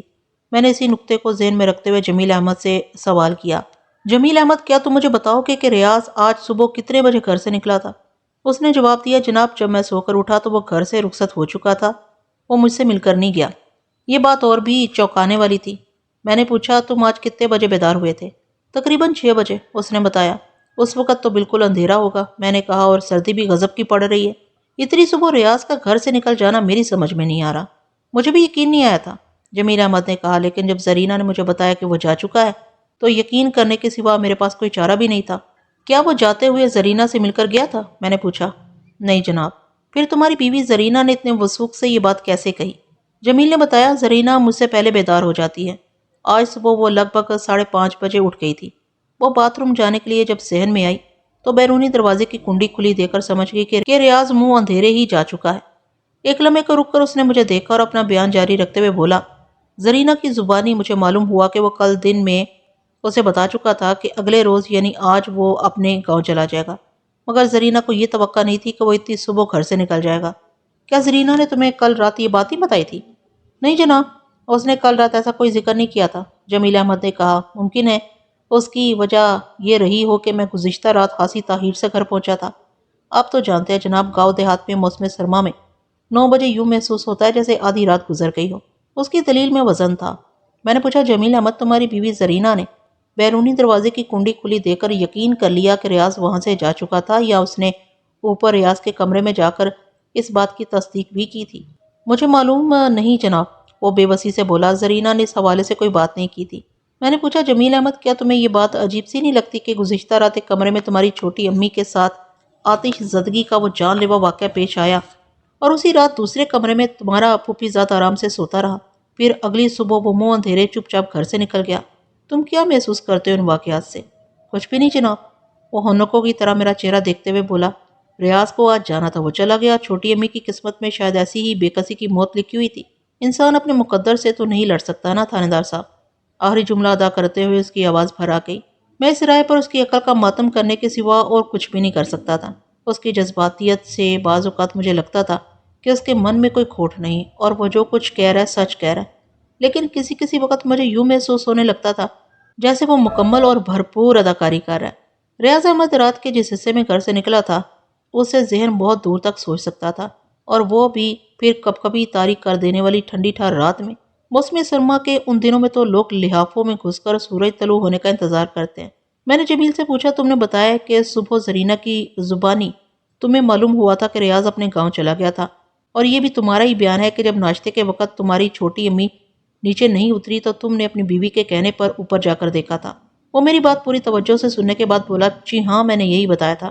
میں نے صرف سار کیا۔ جمیل احمد، ذرا سوچ کر بتانا، جب تم اپنی چھوٹی امی کو دیکھنے بالائی منزل پر گئے تو اس وقت ریاض احمد اپنے کمرے میں موجود تھا یا نہیں؟ میں نے ایک مختلف زاویے سے اسے گھسنے کی کوشش کی۔ جناب، یہ آپ عجیب بات پوچھ رہے ہیں، وہ متعجب لہجے میں بولا۔ کیوں، اس میں عجیب کیا ہے؟ وہ بولا، جب ریاض منہ اندھیرے گھر سے چلا گیا تھا تو پھر 7:15 بجے وہ اپنے کمرے میں کیسے موجود ہو سکتا تھا؟ تو تم یہ کہنا چاہتے ہو کہ وہ کمرے میں موجود نہیں تھا؟ جی ہاں، میں یہی کہنا چاہتا ہوں۔ کیا تم نے اس کے کمرے کے اندر جھانک کر دیکھا تھا؟ جی ہاں، دیکھا تھا۔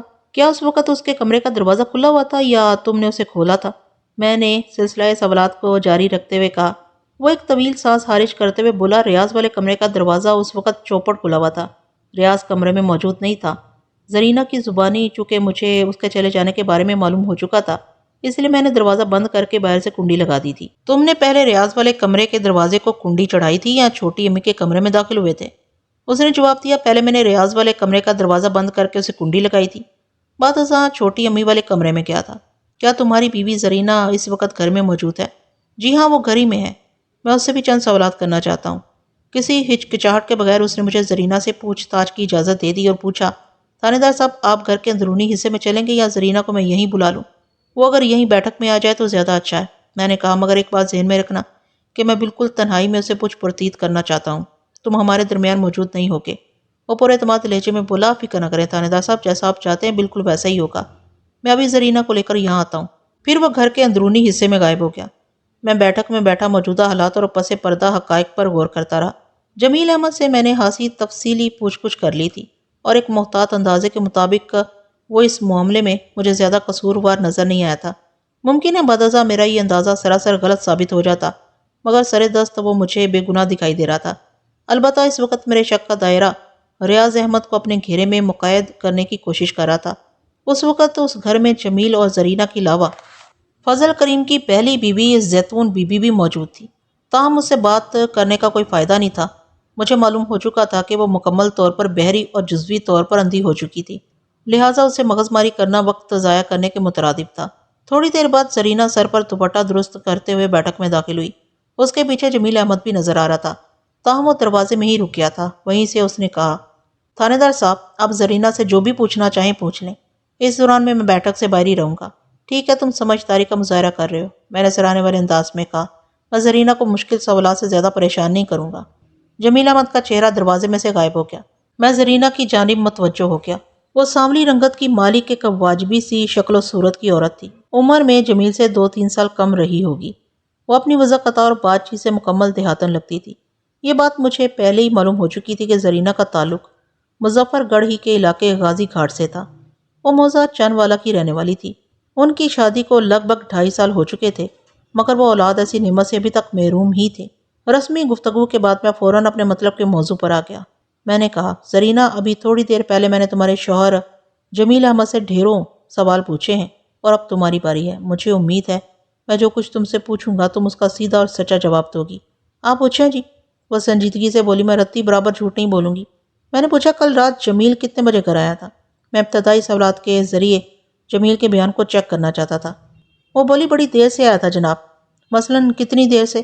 شاید اس وقت 9 بجے تھے، اس نے جواب دیا۔ کیا وہ پہلے بھی کبھی اتنی تاخیر سے گھر آیا ہے؟ عام طور پر ایسا نہیں ہوتا، زرینہ نے بتایا۔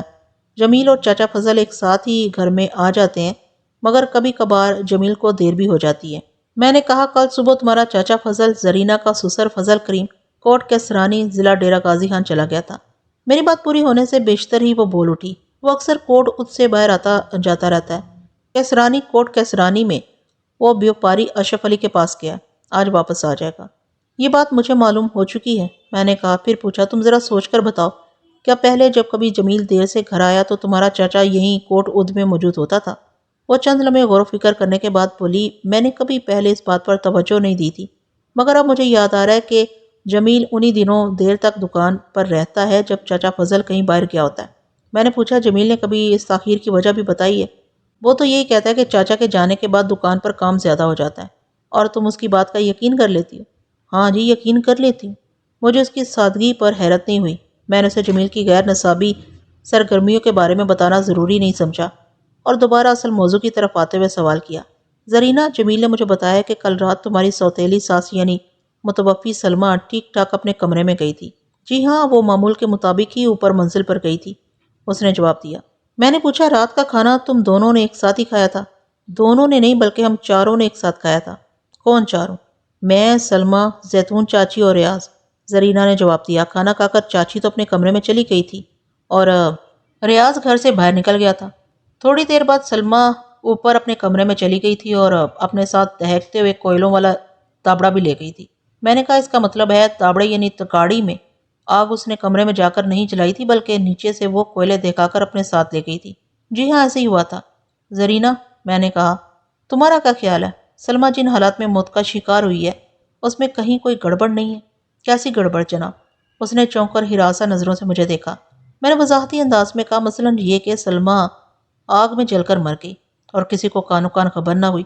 کیا اس گھر کے مکین بھنگ پی کر سو رہے تھے، یا سلمہ ہی نے چپ چاپ موت کو گلے لگا لیا، اپنی چارپائی اور بستر کے ساتھ جل کر کوئلہ ہو گئی؟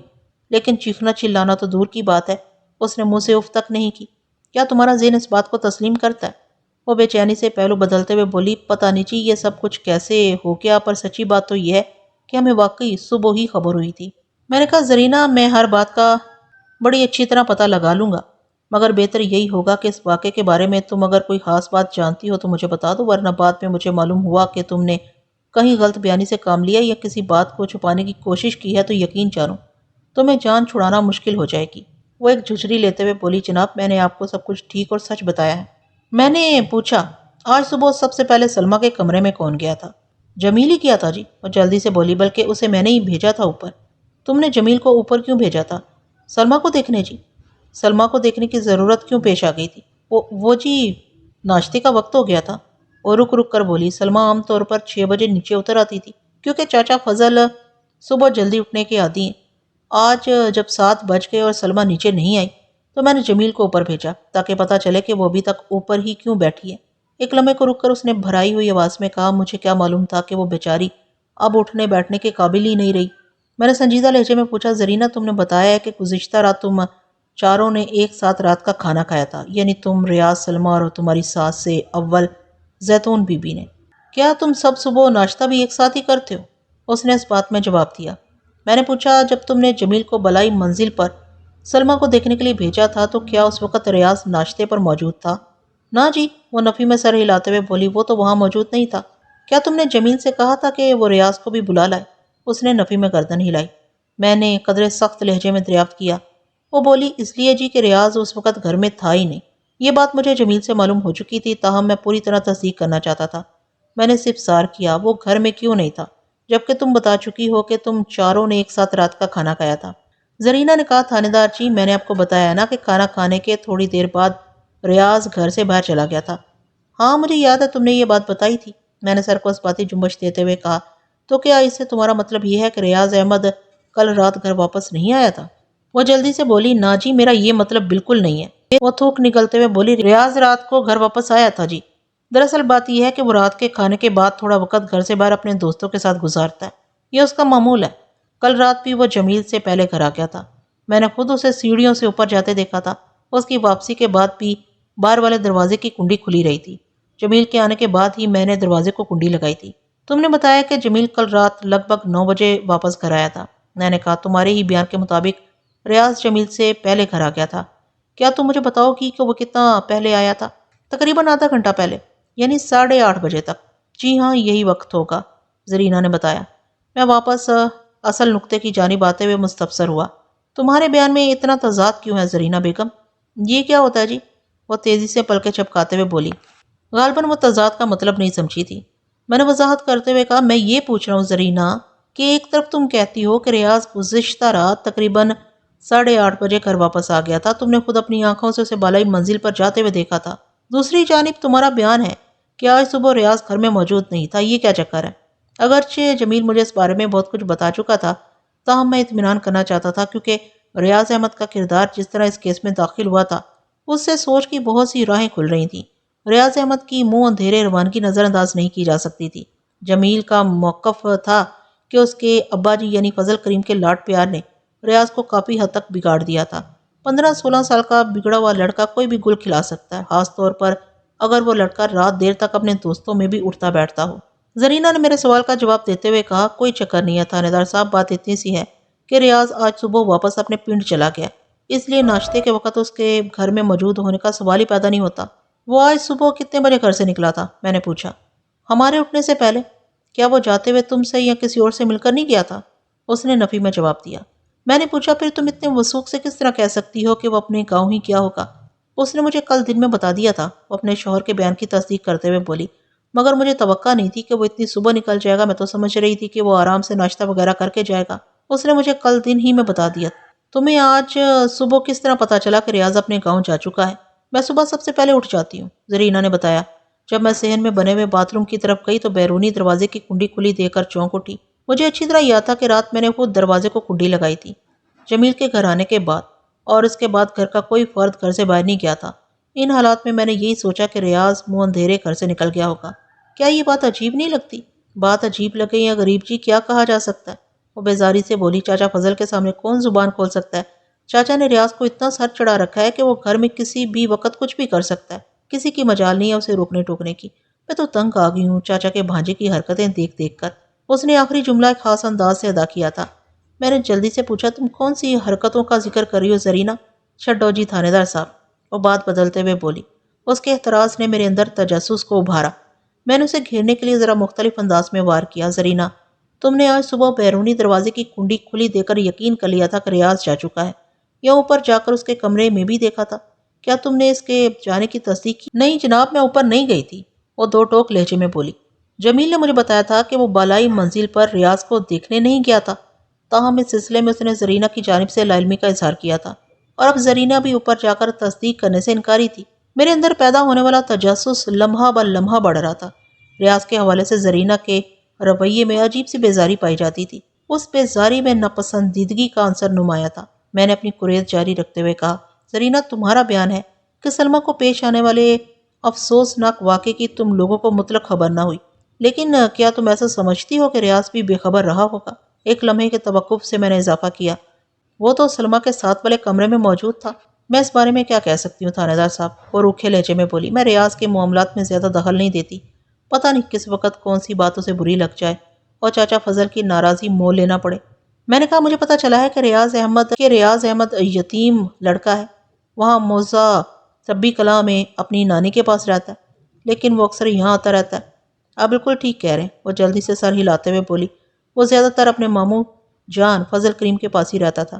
زرینہ کے لہجے میں طنز کی آمیزش تھی۔ وہ پچھلے 4 ماہ سے یہاں ڈیرا ڈالے ہوئے تھا، پتہ نہیں بیٹھے بٹھائے واپس جانے کا خیال کس طرح اس کے دل میں آ گیا، حالانکہ چاچا فضل بھی گھر میں نہیں ہے۔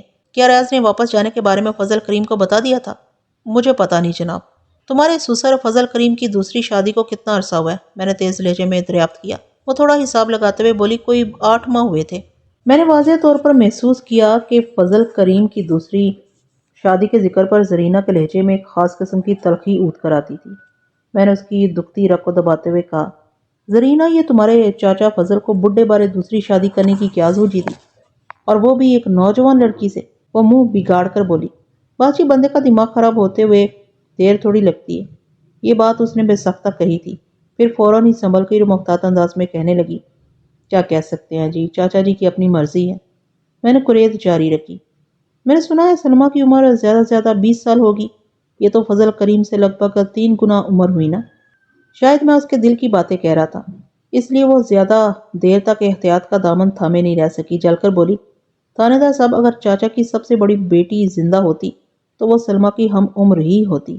میں نے کہا، سلمیٰ سے تمہارے تعلقات کس قسم کے تھے؟ ایک لمحے کے توقف سے میں نے وضاحت کر دی، میرا مطلب ہے تم دونوں کی آپس میں بنتی تھی یا نہیں؟ ایک گھر میں رہتے ہوئے بنانا تو پڑتی ہے نا جی، وہ ناگواری سے بولی۔ اس کا مطلب ہے تم سلمیٰ سے زیادہ خوش نہیں تھی۔ کہتے ہیں مرنے والے کو اچھے الفاظ میں یاد کرنا چاہیے، وہ بات بدلتے ہوئے بولی، خوشی اور غم تو نصیب سے ملتے ہیں۔ میں نے پوچھا، فضل کریم کی پہلی بیوی زیتون بی بی کی کیا رائے ہے؟ کس کے بارے میں جی؟ فضل کریم کی دوسری شادی کے بارے میں۔ وہ بیچاری کیا رائے دے گی؟ زرینہ نے اکتائے ہوئے لہجے میں کہا، نہ تو وہ سن سکتی ہے اور نہ ہی پوری طرح دیکھ سکتی ہے۔ میرا مطلب تھا تمہارے چاچے کی دوسری شادی پر زیتون بی بی نے کسی قسم کا کوئی رد عمل ظاہر نہیں کیا تھا؟ میں نے پوچھا۔ وہ بیزاری سے بولی، اس گھر میں چاچا فضل کی چلتی ہے جی، وہ جو چاہیں کر سکتے ہیں۔ کیا تمہارے شوہر نے بھی کوئی اعتراض یا احتجاج نہیں کیا تھا؟ میں نے معاملے کے ہر پہلو کو ذہن میں رکھتے ہوئے سوال کیا۔ وہ بولی، جو کچھ بھی کیا ہوگا دل میں کیا ہوگا جی، انہوں نے اس سلسلے میں مجھ سے بات کی اور نہ ہی چاچا فضل کے سامنے زبان کھولی تھی۔ ایک فوری خیال کے تحت میں نے پوچھا، زرینہ، کیا اس اندھونک واقعے کی اطلاع سلمیٰ کے وارثوں کو بھی دی گئی ہے یا نہیں؟ کون سے وارث اور کیسی اطلاع جناب؟ وہ چٹک کر بولی۔ میں نے کہا، بھئی میں سلمیٰ کے مائکے کی بات کر رہا ہوں۔ ہاں، مائکہ، وہ تحقیر آمیز لہجے میں بولی۔ میں سمجھا نہیں زرینہ۔ وہ جی تھانے دار صاحب، وہ بدستور ناگوار لہجے میں گویا ہوئی، میکا تو ان لوگوں کا ہوتا ہے جن کا کوئی آگے پیچھے ہو، سلمیٰ تو جی۔ وہ کچھ کہتے کہتے رکی اور جملہ دھورا چھوڑ دیا۔ میں نے الجھن زدہ لہجے میں کہا، میری معلومات کے مطابق سلمیٰ کا تعلق موزہ رنگ پور کے چک نمبر 509 TDA سے ہے، ظاہر ہے وہاں اس کے مائکے والے تو ہوں گے نا؟ اللہ ہی جانے جی، وہ زمانی انداز میں بولی۔ میں نے کہا، اللہ تو جانتا ہے، مگر یہ بتاؤ تم کیا جانتی ہو؟ میں جو کچھ جانتی تھی آپ کو بتا دیا ہے، وہ روکھے لہجے میں بولی۔ میں نے واضح طور پر محسوس کیا وہ سلمیٰ کے میکے والوں کے ذکر سے کنی کترا رہی تھی۔ میں نے بھی اس سلسلے میں زیادہ پوچھ تاچھ مناسب نہ سمجھی اور کہا، زرینہ، تم نے ابھی تک میرے سوال کا جواب نہیں دیا۔ کون سا سوال تھانے دار صاحب؟ وہ انجان بنتے ہوئے بولی۔ وہی سوال، میں نے تیز نظر سے اسے گھورا، سلمیٰ کے میکے والوں کو اطلاع دینے کے بارے میں جو کچھ میں نے پوچھا تھا۔ وہ تامل کرتے ہوئے بولی، میرا خیال ہے سلمیٰ کے بارے میں رنگ پور تک ایسی کوئی اطلاع نہیں پہنچائی گئی اور نہ ہی ایسی کسی اطلاع کی ضرورت ہے۔ میں نے موضوع کو ذرا تبدیل کرتے ہوئے پوچھا، یہ ریاض احمد کا کیا چکر ہے؟ کیسا چکر صاحب؟ اس نے الجھن آمیز لہجے میں دریافت کیا۔ میرا مطلب ہے وہ کس قسم کا لڑکا ہے؟ مجھے تو ذرا پسند نہیں ہے، وہ بے ساختہ بولی۔ بس یہ چاچا فضل کی وجہ سے برداشت کرنا پڑتا ہے۔ تم میری بات کا مقصد نہیں سمجھی ہو، میں نے آواز دبا کر معنی خیز انداز میں کہا۔ میں یہ پوچھنا چاہ رہا تھا کہ وہ بھی تو بالائی منزل کے کمرے میں ٹھہرا ہوا تھا اور سنا ہے۔ میں نے از خود جملہ نامکمل چھوڑ دیا۔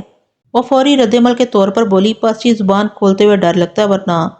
اس نے بھی پراسرار انداز میں بات ادھوری چھوڑ دی اور ایسی نظر سے مجھے دیکھنے لگی جیسے میری بات کی تہہ تک پہنچ چکی ہو، حالانکہ میں نے تو اس کی زبان کھلوانے کے لیے اندھیرے میں تیر چھوڑا تھا۔ اب مجھے یوں محسوس ہو رہا تھا جیسے میرا تیر نشانے پر لگا ہو۔ زرینہ، زبان کھولتے ہوئے تمہیں ڈر کیوں لگتا ہے؟ وہ نگاہ چراتے ہوئے بولی، چھوڑے جی، کیا فائدہ ہے ذکر کا، تم فائدے نقصان کو رہنے دو۔ میں نے کہا، میں تم سے جو کچھ پوچھ رہا ہوں اس کا جواب دو۔ تھانے دار صاحب، وہ ملتجی انداز میں بولی، اس ذکر کو زیادہ نہ پھیلائیں۔ سلمہ اب اس دنیا میں نہیں رہی اور زندہ بھی ہوتی تو چاچا فضل اس کے بارے میں ایک لفظ نہیں سن سکتے تھے، اور پھر ریاض بھی تو چاچا فضل کا بڑا لاڈلا بھانجا ہے۔ میں نے اسے کھوجتی ہوئی نظروں سے دیکھتے ہوئے کہا، تو اس کا مطلب ہے تم جو کچھ بھی جانتی ہو اس کا تعلق سلمہ اور ریاض کے تعلقات سے ہے۔ آپ خود سمجھدار ہیں تھانے دار صاحب، وہ مبہم لہجے میں بولی۔ میں زرینہ کی بات کو بخوبی سمجھ رہا تھا۔ وہ اگرچہ کھل کر بیان نہیں کری تھی، تاہم میں اس کے واضح اشارے جان گیا تھا۔ میں جو کچھ سمجھ رہا ہوں وہ تمہاری سوچ سے قریب تر ہے، خاص طور پر ریاض کا اچانک منہ اندھیرے یہاں سے چلے جانا۔ وہ کچھ نہیں بولی، خاموشی سے مجھے دیکھتی رہی۔ میں نے بات کو آگے بڑھاتے ہوئے دو ٹوک لہجے میں پوچھا، زرینہ، تمہارے خیال میں سلمہ کو پیش آنے والے حادثے سے ریاض کا کوئی تعلق ہو سکتا ہے؟ وہ ہراساں نظر آنے لگی، پھر گھبراہٹ امیز لہجے میں بولی، میں اس سلسلے میں کچھ نہیں کہہ سکتی جناب۔ اس کی گھبراہٹ اور پریشانی مجھے بہت دور تک سوچنے پر مجبور کر رہی تھی۔ زرینہ نے بڑے واضح انداز میں اس بات کی تصدیق تو کر دی تھی کہ ریاض اور سلمہ کے بیچ کوئی معاملہ چل رہا تھا۔ موجودہ حالات میں یہ ناممکن بھی نہیں تھا۔ سلمہ کی عمر کم و بیش 20 سال تھی اور ریاض 15-16 سال کا تھا۔ یہ عمر کا بڑا خطرناک حصہ ہوتا ہے۔ زرینہ اس موضوع پر گفتگو سے کترا رہی تھی، مگر میں بھی آسانی سے اسے چھوڑنے والا نہیں تھا۔ میں نے کہا، تم سلمہ اور ریاض کے تعلقات کے بارے میں جس انداز سے سوچ رہی ہو اس سلسلے میں قباحت ہے۔ وہ کیا جی؟ وہ چونک کر مجھے دیکھنے لگی۔ میں نے کہا، ریاض فضل کریم کا سگا بھانجا ہے۔ اس رشتے سے سلمہ اس کی ممانی ہوئی۔ ان دونوں کے درمیان وہ میری بات کاٹتے ہوئے بولی، تھانے دار صاحب، ریاض تو چاچا فضل کا بھانجا ہے مگر سلمہ تو… زرینہ کی بات ادھوری رہ گئی۔ اسی وقت باہر سے جمیل کی آواز آئی، ابا جی، تھانے دار صاحب ادھر بیٹھک میں ہیں۔ زرینہ ایک جھٹکے سے اٹھ کر کھڑی ہو گئی اور بولی، لگتا ہے چاچا فضل واپس آ گیا۔ جمیل کی بات سے تو یہی اندازہ ہوتا ہے، میں نے تائیدی لہجے میں کہا۔ میں اب چلتی ہوں، وہ بیٹھک کے دروازے کی جانب قدم بڑھاتے ہوئے بولی۔ جیسے ہی اس نے دروازے کو چھوا، دروازہ کھل گیا۔ اس کے ساتھ ہی جمیل احمد اور اس کا باپ فضل کریم بیٹھک میں داخل ہوئے۔ اسی اثناء میں زرینہ باہر نکل گئی۔ جمیل باپ کو یہاں پیش آنے والے واقعے سے آگاہ کر چکا تھا۔ رسمی لیک کے بعد فضل کریم نے بھرائی ہوئی آواز میں کہا، تھانے دار صاحب، یہ سب کیسے ہو گیا؟ میں یہی معلوم کرنے کی کوشش کر رہا ہوں، میں نے تسلی امیز لہجے میں کہا۔ فضل کریم کی عمر 55 اور 60 کے درمیان تھی۔ وہ مضبوط کاٹھی کا مالک ایک درمیانہ قامت شخص تھا۔ اس کی بیوی سلمہ کو پیش آنے والے واقعے نے لگتا تھا اس کی کمر توڑ دی تھی۔ اس کا رنگ سرسوں کی طرح پیلا ہو رہا تھا۔ اس کے چہرے پر کرب کے آثار واضح طور پر دیکھے جا سکتے تھے۔ وہ دکھی لہجے میں بولا، تھانے دار صاحب، میں نے سنا ہے کہ آپ نے سلمہ کی لاش کو پوسٹ مارٹم کے لیے اسپتال بھیج دی ہے۔ تم نے بالکل ٹھیک سنا ہے فضل کریم، میں نے مضبوط لہجے میں کہا۔ یہ ضابطے کی کارروائی ہے جو کہ بہت ضروری ہوتی ہے۔ وہ افسوسناک انداز میں سر ہلانے لگا۔ تھوڑی دیر تک بیٹھک میں خاموشی رہی، پھر میں نے جمیل کو مخاطب کرتے ہوئے کہا، جمیل، تمہیں تھوڑی دیر کے لیے باہر جانا ہوگا، میں تنہائی میں فضل کریم سے بات کرنا چاہتا ہوں۔ وہ کوئی بات کیے بغیر خاموشی سے اٹھ کر باہر چلا گیا۔ میں نے کھنکار کر گلا صاف کیا اور فضل کریم کی جانب متوجہ ہو گیا۔ فضل کریم، سلمہ کے ساتھ جو کچھ ہوا اس کا مجھے دلی افسوس ہے، لیکن میں اپنے فرائض سے مجبور ہوں، اس لیے تمہیں میرے سوالوں کے جواب دینا ہوں گے۔ کیا آپ کے سوالوں کے جواب دینے سے میری سلمہ واپس آ جائے گی؟ وہ زخمی لہجے میں بولا۔ میں نے کہا، فضل کریم، تم ماشاءاللہ خاصے سیانے آدمی ہو، اچھی طرح جانتے ہو جو ایک بار دنیا سے چلا جاتا ہے پھر واپس نہیں آتا، تو پھر اس سوال جواب کا کیا فائدہ؟ میں اس کے درد کو سمجھ رہا تھا کہ کسی حد تک محسوس بھی کر رہا تھا۔ ایک بوڑھے شخص کے لیے نوجوان اور حسین و جمیل بیوی کی جدائی کو برداشت کرنا بہت مشکل اور کٹھن ہوتا ہے۔ اس کرب کا اندازہ وہی لوگ لگا سکتے ہیں جو کبھی اس کیفیت سے گزرے ہوں۔ میں نے متحمل لہجے میں کہا، فضل کریم، جانے والوں کو کوئی واپس نہیں لا سکتا، مگر میں اپنی تفتیش سے یہ تو ثابت کر سکتا ہوں کہ اس سانحے کا اصل ذمہ دار کون ہے۔ اصل ذمہ دار؟ وہ ہلا میں گھورتے ہوئے بولا، سلمہ اپنی بے احتیاطی کے سبب ایک حادثے کا شکار ہو گئی۔ اب تفتیش اور تحقیق کا دروازہ ہی بند کر دیں تو بہتر ہے۔ میں نے کہا، فضل کریم، حالات ویسے نہیں ہے جیسا تم سمجھ رہے ہو۔ پھر کیسے حالات ہیں؟ اس نے سرسری انداز میں پوچھا۔ واقعات اور شواہد سے ثابت ہوتا ہے کہ یہ ایک اتفاقی حادثہ نہیں ہے۔ میں نے اپنی بات پر زور دیتے ہوئے کہا، مجھے تو اس سانحے کے پس پردہ کوئی اور ہی کہانی نظر آ رہی ہے۔ وہ طنزیہ لہجے میں بولا، وہ کہانی کیا ہے، ذرا مجھے بھی سنا دیں۔ کہانی کا ایک بڑا حصہ تو پوسٹ مارٹم کی رپورٹ سے ظاہر ہو جائے گا فضل کریم، میں نے اس کی آنکھوں میں دیکھتے ہوئے کہا، باقی اگر تم تعاون کرو تو میں چند حقائق تمہارے سامنے لا سکتا ہوں۔ آپ مجھ سے کس قسم کا تعاون چاہتے ہیں؟ راست گوئی کا تعاون۔ میں کچھ سمجھا نہیں، وہ الجھن زدہ انداز میں بولا۔ میں نے کہا میں جو کچھ تم سے پوچھوں اس کا سیدھا اور سچا جواب دینا، بس میں تم سے یہی چاہتا ہوں۔ تھوڑے سے پس و پیش کے بعد وہ تعاون پر آمادہ نظر آنے لگا۔ بولا آپ پوچھیں کیا پوچھنا چاہتے ہیں؟ میں نے اب تک حاصل ہونے والی تمام معلومات اپنے تئیں اخذ کردہ نتائج کی روشنی میں اسے تمام حالات و واقعات سے آگاہ کیا اور آخر میں پوچھا، فضل کریم تم ہی دیانتداری سے بتاؤ، کیا یہ ممکن ہے کہ ایک انسان آگ سے جل کر اپنی جان دے دے اور گھر میں موجود کسی فرد کو کانو کان خبر نہ ہو، خاص طور پر جب اس بدقسمت انسان کے ساتھ والے کمرے میں ایک نوجوان بھی موجود ہو؟ میرے سوال پر وہ گہری سوچ میں ڈوب گیا، پھر شک آمیز نظر سے مجھے دیکھتے ہوئے بولا، آپ کی بات میں اچھا خاصا وزن ہے تھاندار صاحب، مگر اس سے یہ بھی ظاہر ہوتا ہے کہ آپ اسی گھر کے کسی فرد پر شبہ کر رہے ہیں۔ تم حاصل سمجھداری کا ثبوت دے رہے ہو فضل کریم۔ وہ بولا آپ کو کس پر شک ہے؟ مجھے صرف شک ہے، میں نے صاحب کو اسے کام لیتے ہوئے کہا، مشکوک بندے کی نشاندہی تم کرو گے۔ وہ ایک مرتبہ پھر گہری سوچ میں ڈوب گیا۔ میں نے کہا یہ بات ذہن میں رہے کہ گزشتہ رات اس گھر میں صرف 5 افراد موجود تھے۔ ایک لمحے کو رک کر میں نے فضل کریم کی آنکھوں میں جھانکا اور اپنی بات جاری رکھتے ہوئے کہا، نمبر 1 تمہاری پہلی بیوی زیتون بی بی، نمبر 2 تمہارا بیٹا جمیل، نمبر 3 تمہاری بہو زرینہ، نمبر 4 تمہارا بھانجا ریاض اور نمبر 5 تمہاری دوسری بیوی سلمہ، جو اب اس دنیا میں نہیں ہے۔ اس کا مطلب یہ ہوا کہ آپ کو باقی 4 میں سے کسی ایک فرد پر شک ہے، وہ تشویشناک لہجے میں بولا۔ میں نے کہا تمہارا اندازہ درست ہے، پھر آپ کی نظر میں مشتبہ شخص کون ہے؟ وہ دلچسپی لیتے ہوئے بولا۔ میں نے چند لمحے تک اسے ٹٹولتی ہوئی نظر سے دیکھا اور کہا، فضل کریم بنیادی بات تو یہ ہے کہ سلمہ کی آگ سے موت واقع ہونے کی کہانی پر مجھے قطعاً یقین نہیں ہے۔ اس وقت تک کی تحقیق کے مطابق 90% امکانات اس بات کے ہیں کہ سلمہ کو باقاعدہ قتل کیا گیا ہے۔ یہی تو میں بھی پوچھ رہا ہوں، وہ سنجیدگی سے بولا۔ سلمہ کا قاتل کون ہو سکتا ہے؟ تمہاری نظر میں کون ہو سکتا ہے؟ میں نے الٹا اسی سے سوال کر ڈالا۔ وہ گڑبڑا گیا، پھر بکھرے ہوئے لہجے میں بولا، میں کیا کہہ سکتا ہوں جناب، میں تو ابھی آپ کے سامنے ہی آیا ہوں۔ میں کل صبح یہاں سے گیا تھا۔ تم کل صبح اپنے ایک دوست بیوپاری اشرف علی سے ملنے کوٹ کیسرانی یعنی ضلع ڈیرہ غازی خان گئے تھے اور ابھی وہیں سے آ رہے ہو۔ میں نے اس کی آنکھوں میں آنکھیں ڈالتے ہوئے کہا، اتنی معلومات تو میں نے حاصل کر لی ہیں، اب تم مجھے یہ بتاؤ گے کہ موجودہ صورتحال میں اگر تمہارے گھر کے کسی فرد پر بحیثیت قاتل شک کرنا ہو تو تم کس کے نام پر انگلی رکھو گے؟ وہ اضطراری انداز میں بولا، میں کسی پر شک نہیں کر سکتا جناب، اور شک کیے بنا بات نہیں بنے گی، میں نے بدستور سخت لہجے میں کہا۔ پھر آپ ہی بتا دیں، وہ بے بسی سے بولا۔ میں نے کہا، دیکھو فضل کریم، تمہاری پہلی بیوی زیتون بی بی جسمانی اور ذہنی طور پر اس قابل نہیں کہ وہ اپنی سوکن کو نقصان پہنچانے کے لیے اتنا بڑا قدم اٹھانے کی جرات کر سکے، اس لیے اسے تو اس فہرست سے خارج ہی سمجھو۔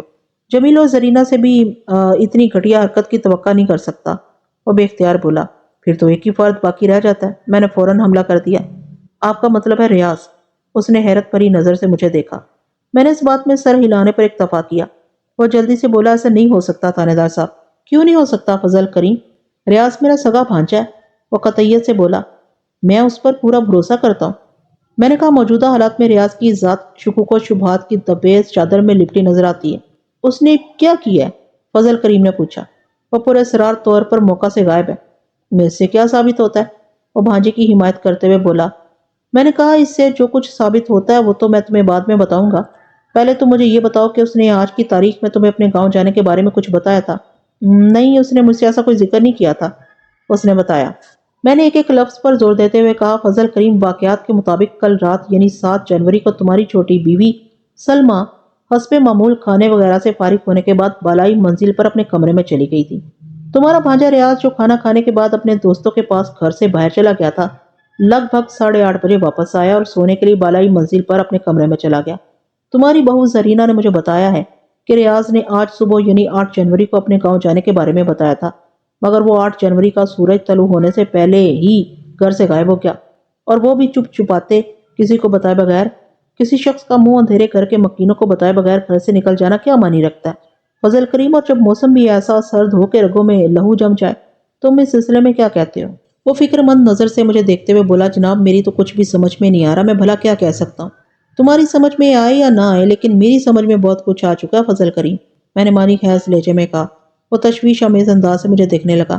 میں نے گمبھیر لہجے میں کہا، موجودہ صورتحال میں تمہارے بھانجے کی شخصیت مشکوک ہو چکی ہے، اس لیے میں اپنی تفتیش کا رخ اسی جانب موڑنے پر مجبور ہوں۔ وہ حالی حالی نظر سے مجھے تکنے لگا۔ میں نے سلسلہ کلام کو آگے بڑھاتے ہوئے کہا، فضل کریم، تمہاری بہو زرینہ اور بیٹے جمیل احمد کے بیان سے میں نے اندازہ لگایا ہے کہ وہ دونوں ریاض کو کچھ زیادہ پسند نہیں کرتے، یا یوں سمجھ لو کہ ریاض انہیں وہ وقت اور احترام نہیں دیتا جو اس کا فرض بنتا ہے۔ ریاض کے اس غرور اور تکبر کے پیچھے تمہارا لاڈ پیار پوری طرح کار فرما نظر آتا ہے۔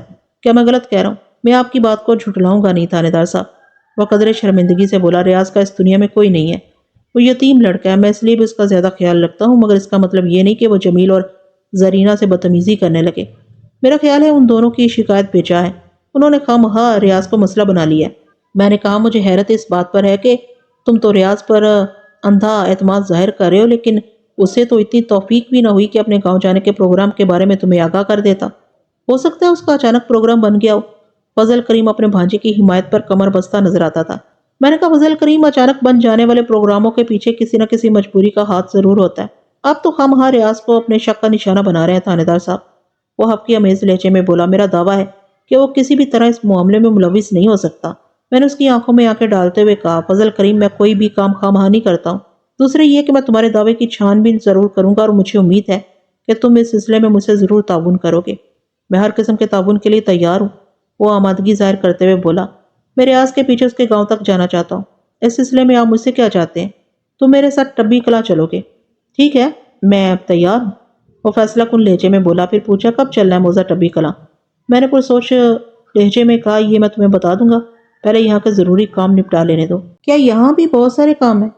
ہاں، میں نے اس کے سوال کا مختصر جواب دیا۔ پھر پوچھا، مجھے پتا چلا ہے کہ ابھی تک تمہاری سسرال یعنی سلمیٰ کے وارثوں کو اس آنے کی اطلاع نہیں دی گئی، اس کی کوئی خاص وجہ؟ وہ تامل کرتے ہوئے بولا، وجہ کیا ہوگی جناب، بس یوں سمجھ لیں کہ سلمیٰ کا کوئی والی وارث نہیں تھا۔ کیا وہ بھی تمہارے بھانجے کی طرح یتیم تھی؟ کچھ ایسی صورتحال ہے جناب، وہ اداس لہجے میں بولا۔ اس سے پہلے زرینہ بھی سلمیٰ کے بارے میں کچھ اسی قسم کا اظہار خیال کر چکی تھی۔ میں نے فضل کریم سے استفسار کیا، آخر تم کیا کہنا چاہتے ہو؟ تمہارا مبہم سا جواب تو میرے پلے نہیں پڑا۔ وہ دراصل بات یہ ہے جناب کہ سلمیٰ بچپن میں ہی والدین کے سائے سے محروم ہو گئی تھی، وہ وضاحتی انداز میں بولا۔ اس کے چاچا عبد الواحد نے اسے پال پوس کر جوان کیا تھا، عبد الواحد ہی نے اس کی مجھ سے شادی کی تھی، یہ ہے کل کہانی۔ میں نے پوچھا کہ عبد الواحد بھی چک نمبر 509 TDA موزہ رنگ پورہ ہی میں رہتا ہے؟ کبھی رہتا تھا جناب۔ کیا مطلب فضل کریم؟ میں نے اسے تیز نظر سے گھورتے ہوئے کہا، رہتا تھا سے تمہاری کیا مراد ہے؟ کیا وہ کسی اور علاقے میں منتقل ہو گیا؟ وہ ایک گہری سانس خارج کرتے ہوئے بولا، ہاں جی وہ بھی ایک علاقہ ہی ہے جہاں جانے والا پھر لوٹ کر واپس نہیں آتا۔ کیا تم یہ کہنا چاہتے ہو کہ عبد الواحد اب اس دنیا میں نہیں ہے؟ میں اس کی بات کی تہ میں پہنچ گیا تھا۔ آپ کا اندازہ بالکل درست ہے جناب، وہ اس بات میں سر ہلاتے ہوئے بولا۔ لیکن جمیل یا زرینہ نے تو اس بات کا تذکرہ نہیں کیا، انہیں یہ بات پتہ ہی نہیں تھی، یعنی عبد الواحد کے انتقال والی بات، یہ بھی اور وہ بھی۔ کیا بجھارتے ڈال رہے ہو فضل کریم؟ جناب میں نے تو سیدھی اور صاف بات کی ہے، وہ مسکین سی صورت بنا کر بولا۔ میں نے درست لہجے میں کہا، فضل کریم تمہاری بات تو بالکل جلیبی کی طرح سیدھی اور جھوٹے برتن کے مانند صاف ہے۔ کیوں، میں ٹھیک کہہ رہا ہوں نا؟ وہ کھنکار کر گلا صاف کرتے ہوئے بولا۔ میں دراصل ان پڑھ اور جاہل سا آدمی ہوں، اپنی بات کی وضاحت کرنے کا مجھے ڈھنگ نہیں آتا۔ ایک لمحے کے توقف کے بعد اس نے اضافہ کیا، آپ قانون کے محافظ ہیں اس لیے میں آپ سے جھوٹ نہیں بولوں گا، حالانکہ دوسرے لوگوں سے میں نے کئی مقامات پر غلط بیانی کی ہے۔ وہ خاموش ہو کر مجھے تکنے لگا۔ میں نے کہا، بولتے رہو، میں پوری توجہ سے تمہاری بات سنوں۔ وہ بولنے لگا، جناب میں نے جمیلہ، زرینہ اور دیگر قریبی افراد پر یہی ظاہر کیا تھا کہ سلمیٰ ایک لاوارث لڑکی ہے، اس لیے وہ سلمیٰ کے کسی رشتہ دار سے واقف نہیں ہے۔ یہ بات تو میں صرف آپ کو بتا رہا ہوں۔ ایک لمحے کو رک کر اس نے مجھے ایسی نظر سے دیکھا جیسے اس راز کو راز رکھنے کی التجا کر رہا ہوں۔ پھر بات جاری رکھتے ہوئے بولا، اس لیے جب سلمیٰ کا چاچا عبد الواحد اس دنیا سے رخصت ہو گیا تو میں نے بھی کسی کو اس بارے میں کبھی نہیں بتایا۔ بتانے کا تو سوال ہی پیدا نہیں ہوتا تھا جناب۔ میں نے ہنکارا بھرا، پھر پوچھا، سلمیٰ کو تو تم نے عبد الواحد کے انتقال کی خبر ضرور دی ہوگی؟ وہ نفی میں گردن جھٹکتے ہوئے بولا، نہیں جناب۔ وہ کیوں بھائی؟ اس کی بات سن کر مجھے حیرت ہوئی تھی۔ بس جی ویسے ہی۔ اوئے ویسے ہی کہ کچھ لگتے لگاتے، میں نے قدرے غصے سے کہا، تم نے سلمیٰ سے یہ بات کیوں چھپائی تھی جبکہ تم بتا چکے ہو کہ عبد الواحد نے ہی اسے پال پوس کر بڑا کیا تھا؟ تم نے یہ حرکت کر کے سلمیٰ کے ساتھ بہت بڑی زیادتی کی تھی، وہ ندامت آمیز لہجے میں بولا۔ بالکل ٹھیک کہہ رہے ہیں جناب، مجھ سے واقعی غلطی ہو گئی تھی۔ غلطی کیوں ہوئی تھی بے وقوف؟ میں نے ڈانٹ آمیز لہجے میں پوچھا۔ تم سلمیٰ کو اس کے چاچا کی موت سے بے خبر رکھ کر کیا حاصل کرنا چاہتے تھے؟ میں یہی چاہتا تھا کہ اسے کوئی دکھ نہ پہنچے، وہ احمقوں کی طرح مجھے دیکھنے لگا۔ اور یہ بات بھی تھی کہ عبد الواحد کی موت کی اطلاع سن کر وہ جس رد عمل کا مظاہرہ کرتی، اسے گھر کے دیگر افراد کو خبر ہو جاتی کہ سلمیٰ لاوارث نہیں تھی۔ اس طرح میرے جھوٹ کا پول کھل جاتا۔ میں نے افسوسناک انداز میں سر ہلاتے ہوئے کہا، تم انتہائی احمق اور نفسیاتی مریض قسم کے شخص ہو۔ اپنے جھوٹ کو نبھانے کے لیے تم نے سلمیٰ سے بددیانتی کی، مجھے اب اپنی غلطی کا احساس شدت سے ہو رہا جناب، مگر اس احساس کا اب کیا فائدہ؟ میں نے ترش لہجے میں کہا۔ وہ ہونکوں کی طرح مجھے تکتا رہا۔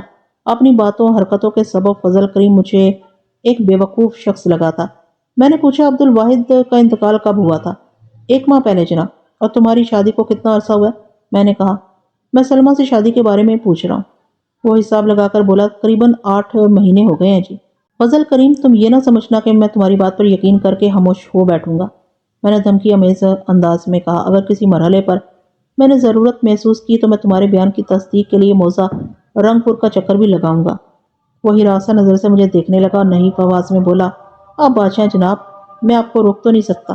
میں نے اس کے چہرے پر پائے جانے والے خوف و ہراس کے تاثرات کو اس پر ٹوٹنے والی بپتا کے کھاتے میں ڈالا اور ایک مختلف پہلو سے پوچھا، فضل کریم، تمہاری بہو زرینہ کی زبانی مجھے پتہ چلا ہے کہ ریاض اکثر رات کے کھانے کے بعد اپنے دوستوں سے گپے لگانے چلا جاتا تھا۔ کیا تم اس کی ان سرگرمیوں سے آگاہ تھے؟ وہ ٹھہرے ہوئے لہجے میں بولا، میں نہ صرف ریاض کی ان مصروفیات سے واقف تھا بلکہ میں نے کئی مرتبہ اسے منع بھی کیا تھا۔ منع کرنے کی وجہ کیا تھی؟ میں نے اسے کریدا۔ وہ تامل کرتے ہوئے بولا، بس جناب، ہمارے علاقے کا ماحول آہستہ آہستہ خراب ہو رہا ہے، اور جن لڑکوں کے ساتھ اٹھتا بیٹھتا تھا میں انہیں پسند نہیں کرتا، مگر میرے سامنے تو ریاض کا سر جھکا رہتا تھا، تاہم چھپ چھپا کر وہ گھر سے نکل جاتا تھا۔ تم نے بتایا کہ تم ریاض کے دوستوں کو پسندیدگی کی نگاہ سے نہیں دیکھتے تھے، میں نے تیز لہجے میں کہا۔ اس ناپسندیدگی کی وجہ کیا تھی؟ بس جی، مجھے ان کے طور طریقے اچھے نہیں لگتے تھے، وہ بددلی سے بولا۔ کہتے ہیں انسان اپنے دوستوں سے پہچانا جاتا ہے۔ اگر ریاض کے دوستوں کا طرز عمل معاشرتی طور پر ناپسندیدہ تھا تو ریاض کی ذات پر شک کرنے کے امکانات میں اضافہ ہو جاتا تھا۔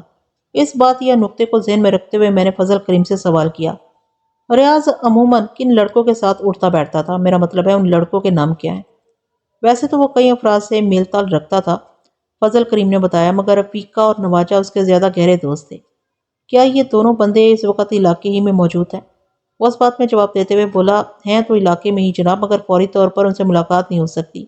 وہ کیوں فضل کریم؟ میں نے پوچھا۔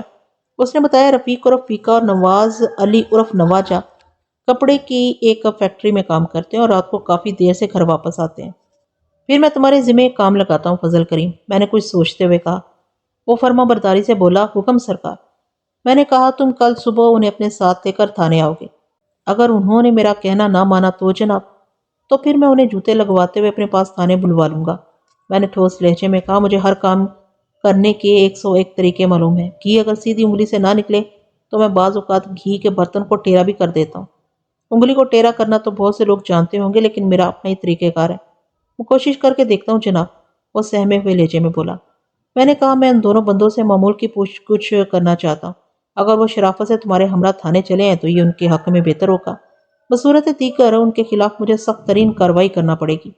ٹھیک ہے جناب، وہ سعادت مندی سے بولا، میں آپ کے حکم کے مطابق عمل کروں گا۔ ریاض احمد کی پراسرار روانگی کئی زاویوں سے اسے مشکوک بناتی تھی، خاص طور پر زرینہ نے جس طرف اشارہ کیا تھا اسے نظر انداز نہیں کیا جا سکتا تھا۔ آئندہ روز میں نے کانسٹیبل جاوید مہر کو بھیج کر الیاس احمد نامی اس شخص کو تھانے بلوا لیا جو 7 جنوری کی شام جمیل احمد کے ساتھ موزہ حاجی پور عنایت حسین کے ڈیرے پر گیا تھا۔ الیاس احمد کپڑے کی ایک دکان مدینہ کلاتھ مرچنٹ پر کام کرتا تھا۔ جمیل کے بیان کے مطابق وہ دونوں وہاں جوا کھیلنے گئے تھے۔ الیاس لگ بھگ جمیل کا ہم عمر تھا۔ میں نے اسے سیاق و سباق سے آگاہ کرنے کے بعد پوچھا کہ جمیل سے تمہاری دوستی کو کتنا عرصہ ہوا ہے؟ کافی عرصہ ہو گیا جناب، وہ ہمت پکڑتے ہوئے بولا۔ میں نے اسے سیاق و سباق سے آگاہ کرنے کے بعد پوچھا، جمیل سے تمہاری دوستی کو کتنا عرصہ ہوا ہے؟ کافی عرصہ ہو گیا جناب، وہ ہمت پکڑتے ہوئے بولا۔ 5 سال سے تو زیادہ ہی وقت گزر گیا ہمیں دوست بنے ہوئے، میں نے طنزیہ لہجے میں کہا، اور اس دوستی کی وجہ تم لوگوں کا وہی شغل ہے؟ وہ شرمندہ نظر سے مجھے دیکھتے ہوئے بولا، نہیں جناب، یہ شوق تو ہمیں نیا نیا ہی لگا ہے۔ جمیل نے مجھے بتایا کہ تم ہی پہلی مرتبہ اسے اپنے ساتھ عنایت حسین کے ڈیرے پر لے گئے تھے۔ میں نے سوالیہ نظر سے اسے گھورا۔ جمیل نے آپ کو بالکل صحیح بتایا، اور مجھے یہ بھی پتا چلا ہے کہ عنایت حسین خود کو کوئی بوم قسم کی چیز سمجھتا۔ میں نے سخت لہجے میں دریافت کیا۔ وہ متاثر کن لہجے میں بولا، جی ہاں، حاجی پور میں عنایت حسین کی بڑی دہشت ہے۔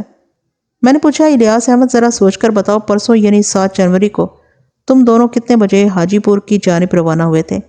اس وقت 4:15 بجے تھے جناب۔ تم جمیل کے ساتھ سیدھے عنایت کے ڈیرے پر پہنچے تھے یا پہلے کہیں اور بھی گئے تھے؟ میں نے دریافت کیا۔ وہ قطعیہ سے بولا، نہ تو پہلے اور نہ ہی بعد میں ہم کہیں اور گئے تھے، ہم یہاں سے سیدھے حاجی پور گئے اور سیدھے واپس آ گئے۔ تم لوگوں کی واپسی کتنے بجے ہوئی تھی؟ ہمیں ڈیرے سے نکلتے نکلتے 8:15 ہو گئے تھے، اس نے جواب دیا۔ میں نے اسے چکر دینے کے لیے سوال کیا، جمیل نے اس رات کتنی رقم جیتی تھی؟ وہ صاف کوئی کا مظاہرہ کرتے ہوئے بولا، اس رات تو جمیل مسلسل ہارتا رہا تھا۔ اس نے کتنی رقم ہاری تھی؟ تقریباً 200 روپے۔ اور تم نے؟ میں نے 350 روپے جیتے تھے۔ گویا منگ پتہ تمہیں راس آ گیا تھا۔ جناب، یہ تاش کے پتے بڑے ہرجائی ہوتے ہیں، وہ عجیب سے لہجے میں بولا۔ مقدر ساتھ نہ دے تو یہ بھی جھوٹے منہ نہیں پوچھتے۔ اس رات مقدر میری پیٹھ ٹھوک رہا تھا، جبکہ جمیل کا مقدر چادر اوڑھ کر سو رہا تھا۔ میں نے مزید 2-4 سوالات کے بعد اسے رخصت کر دیا۔ جمیل احمد کے بیان کی تصدیق ہو گئی تھی۔ اب مجھے فضل کریم کا انتظار تھا، میں اس کی راہ دیکھ رہا تھا۔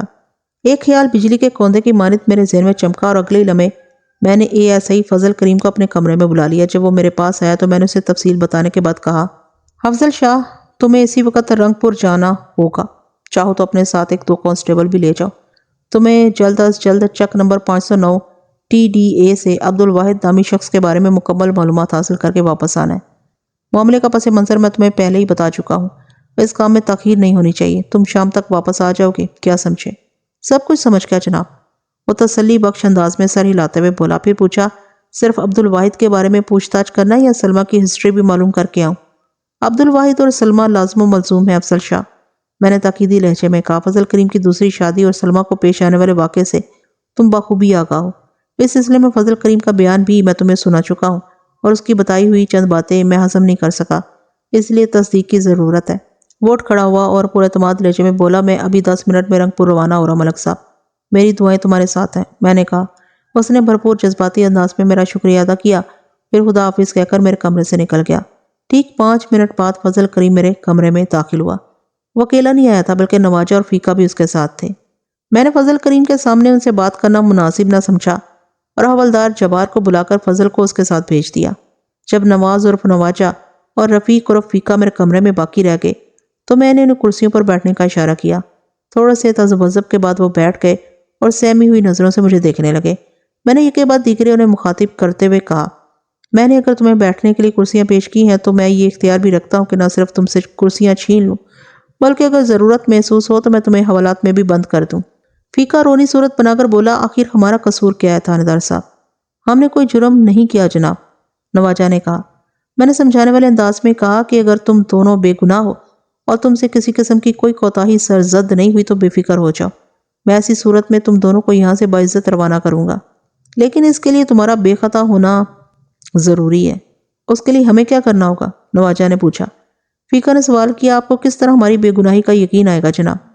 اگر تم دونوں میرے سوالوں کے صحیح اور مناسب جواب دو گے تو مجھے پتہ چل جائے گا کہ تم کتنے بے گناہ اور کتنے مجرم ہو۔ میں نے انہیں ٹٹولے والی نظر سے دیکھتے ہوئے کہا، کیا تم اس امتحان کے لیے تیار ہو؟ ہم تیار ہیں جناب، وہ یک زبان ہو کر بولے۔ اس کے بعد میں لگ بھگ 1 گھنٹے تک ان سے مختلف سوالات کرتا رہا۔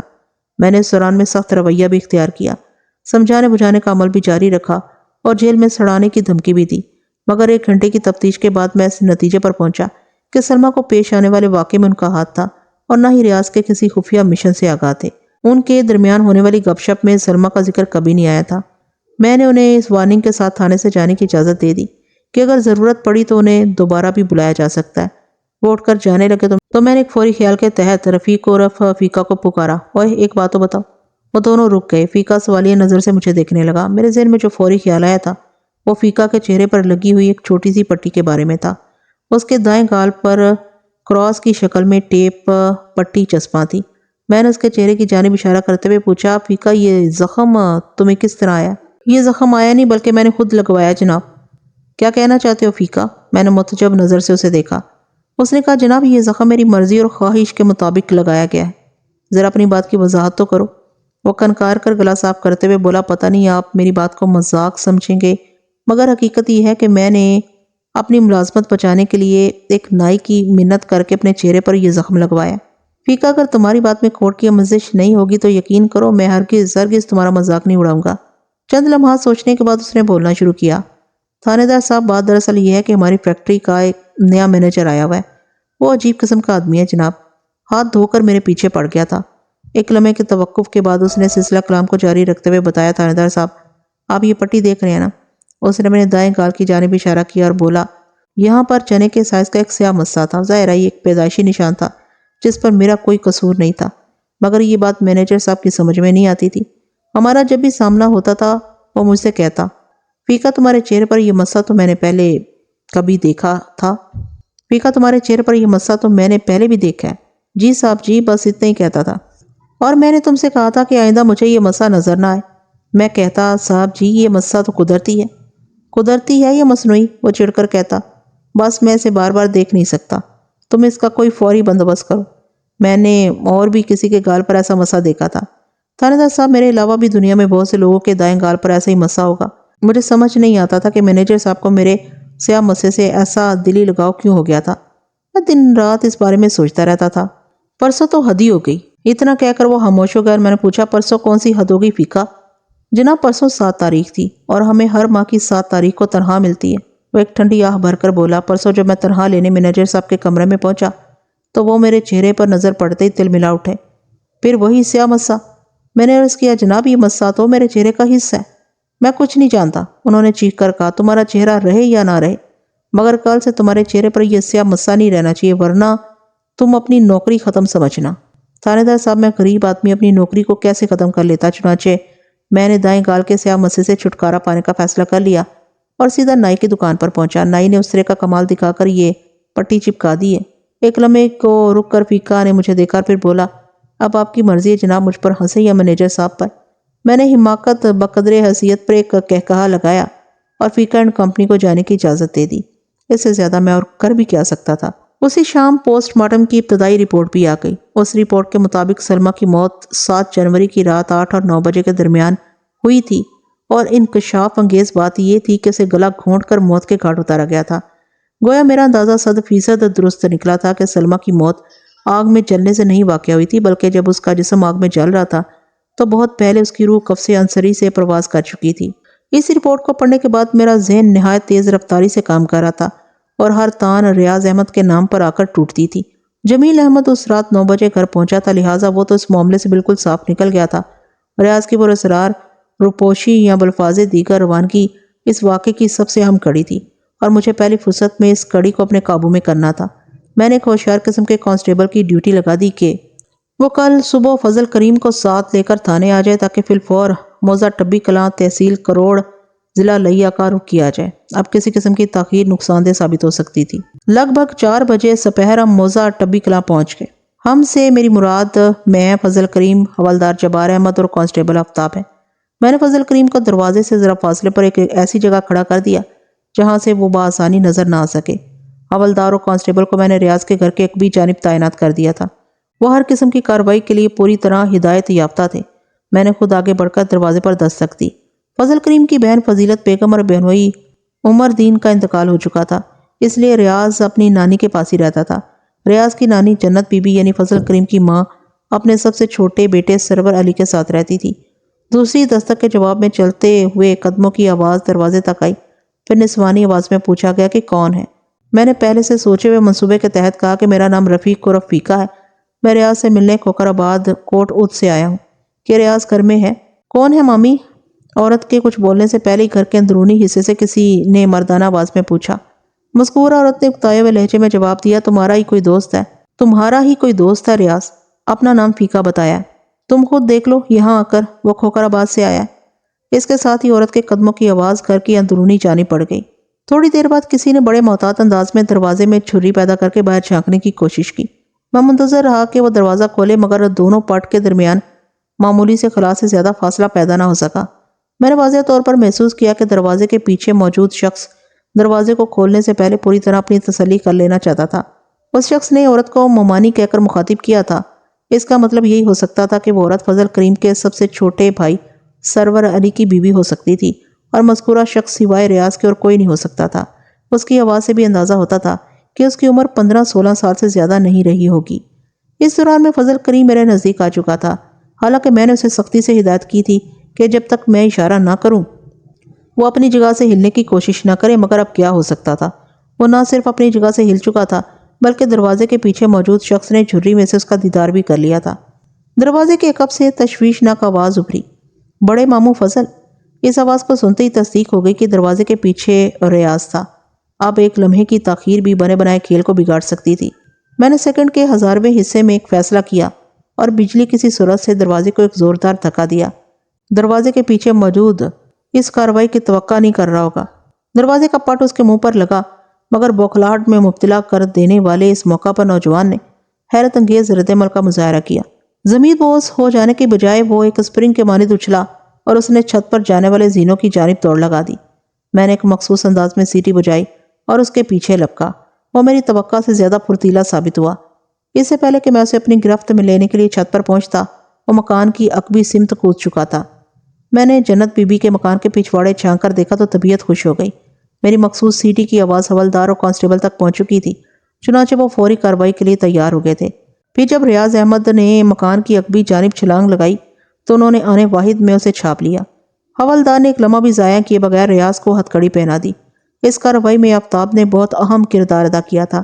کچھ دیر بعد ہم سب جنت بی بی کے گھر کی بیٹھک میں بیٹھے ہوئے تھے۔ ریاض احمد زیر حراست ہونے کے باوجود بری طرح مچل رہا تھا۔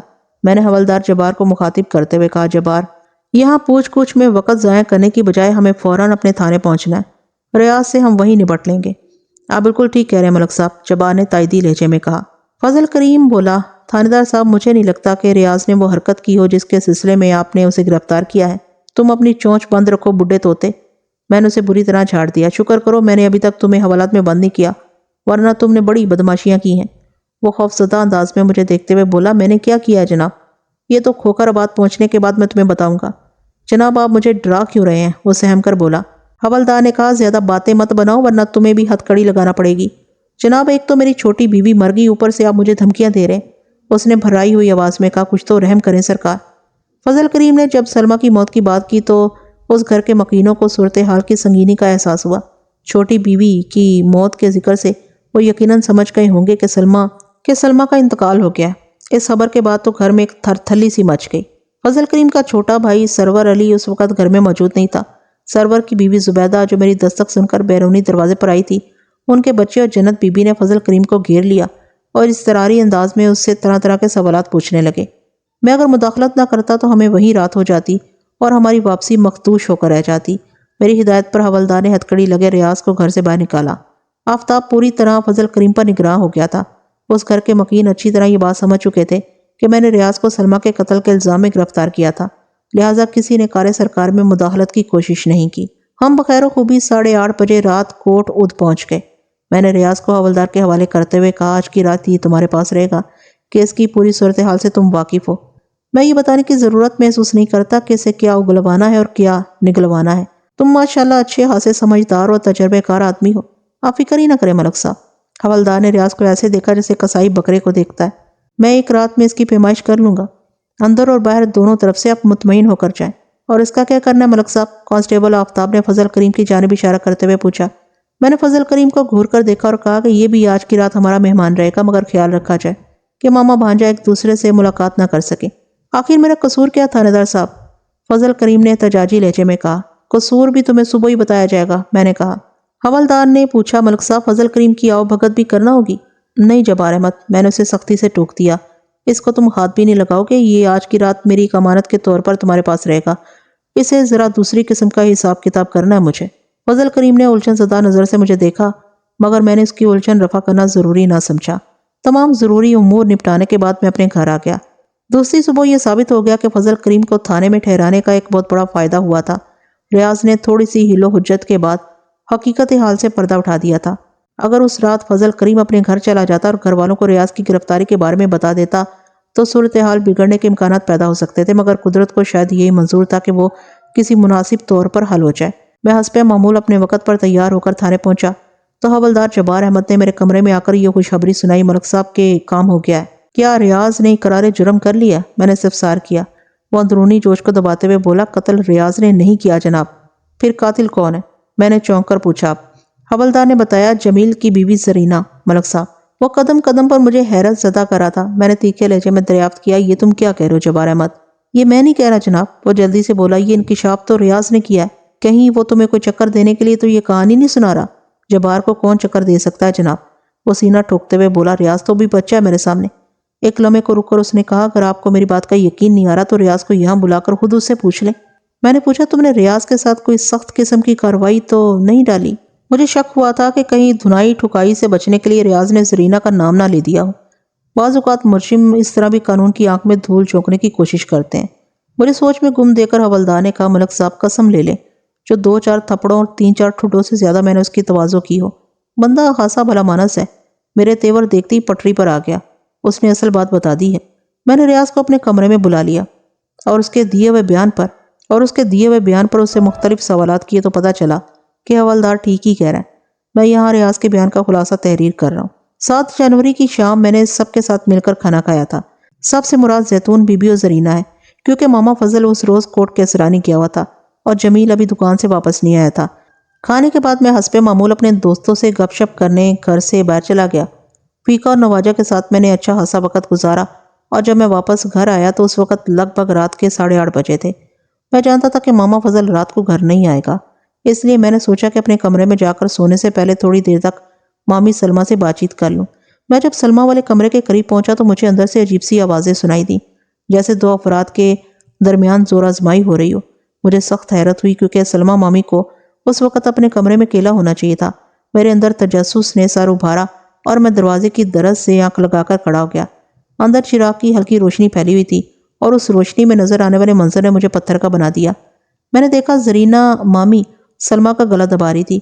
سلمہ بستر پر چت پڑی ہاتھ پاؤں چھوڑ رہی تھی، مگر زرینہ کے آگے اس کی پیش نہیں جا رہی تھی۔ تھوڑی سی مزید جد و جہد کے بعد زرینہ نے سلمہ کو ٹھنڈا ٹھار کر دیا۔ اس کی گردن ایک جانب ڈھلک گئی۔ زرینہ سیدھی کھڑی ہوئی تو اس کی حالت دیکھ کر مجھے ہوش آ گیا۔ اس وقت بڑی شدید سردی ہو رہی تھی، مگر زرینہ کا چہرہ پسینے میں تر بتر تھا۔ اس کے چہرے کے تاثرات دیکھ کر میں نے ایک جھجھری لی۔ اس سے پہلے کہ وہ کمرے سے نکلتی، میں تیز قدموں سے چلتے ہوئے اپنے کمرے میں آ گیا۔ میں نے احتیاط سے دروازہ بند کیا اور بستر پر گر کر لمبے لمبے سانس لینے لگا۔ میں نے تھوڑی دیر پہلے اپنی آنکھوں سے جو کچھ دیکھا تھا اس پر یقین کرنے کو دل نہیں چاہ رہا تھا، مگر یقین کرنے کے سوا کوئی چارہ بھی نہیں تھا۔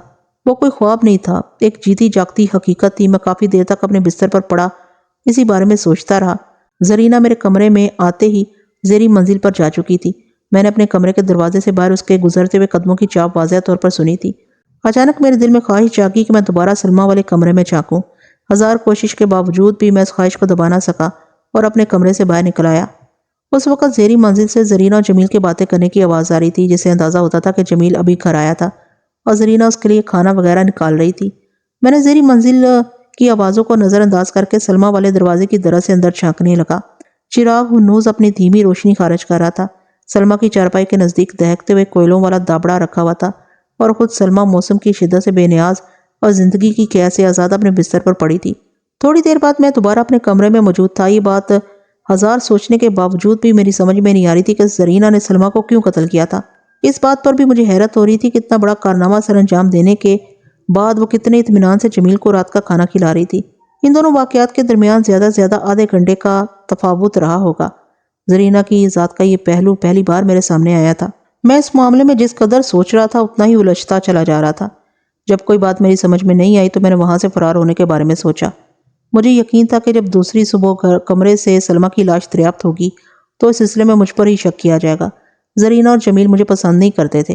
مجھے اپنی جان پھنستی ہوئی نظر آئی تو میں نے فرار کے بارے میں حتمی فیصلہ کر لیا۔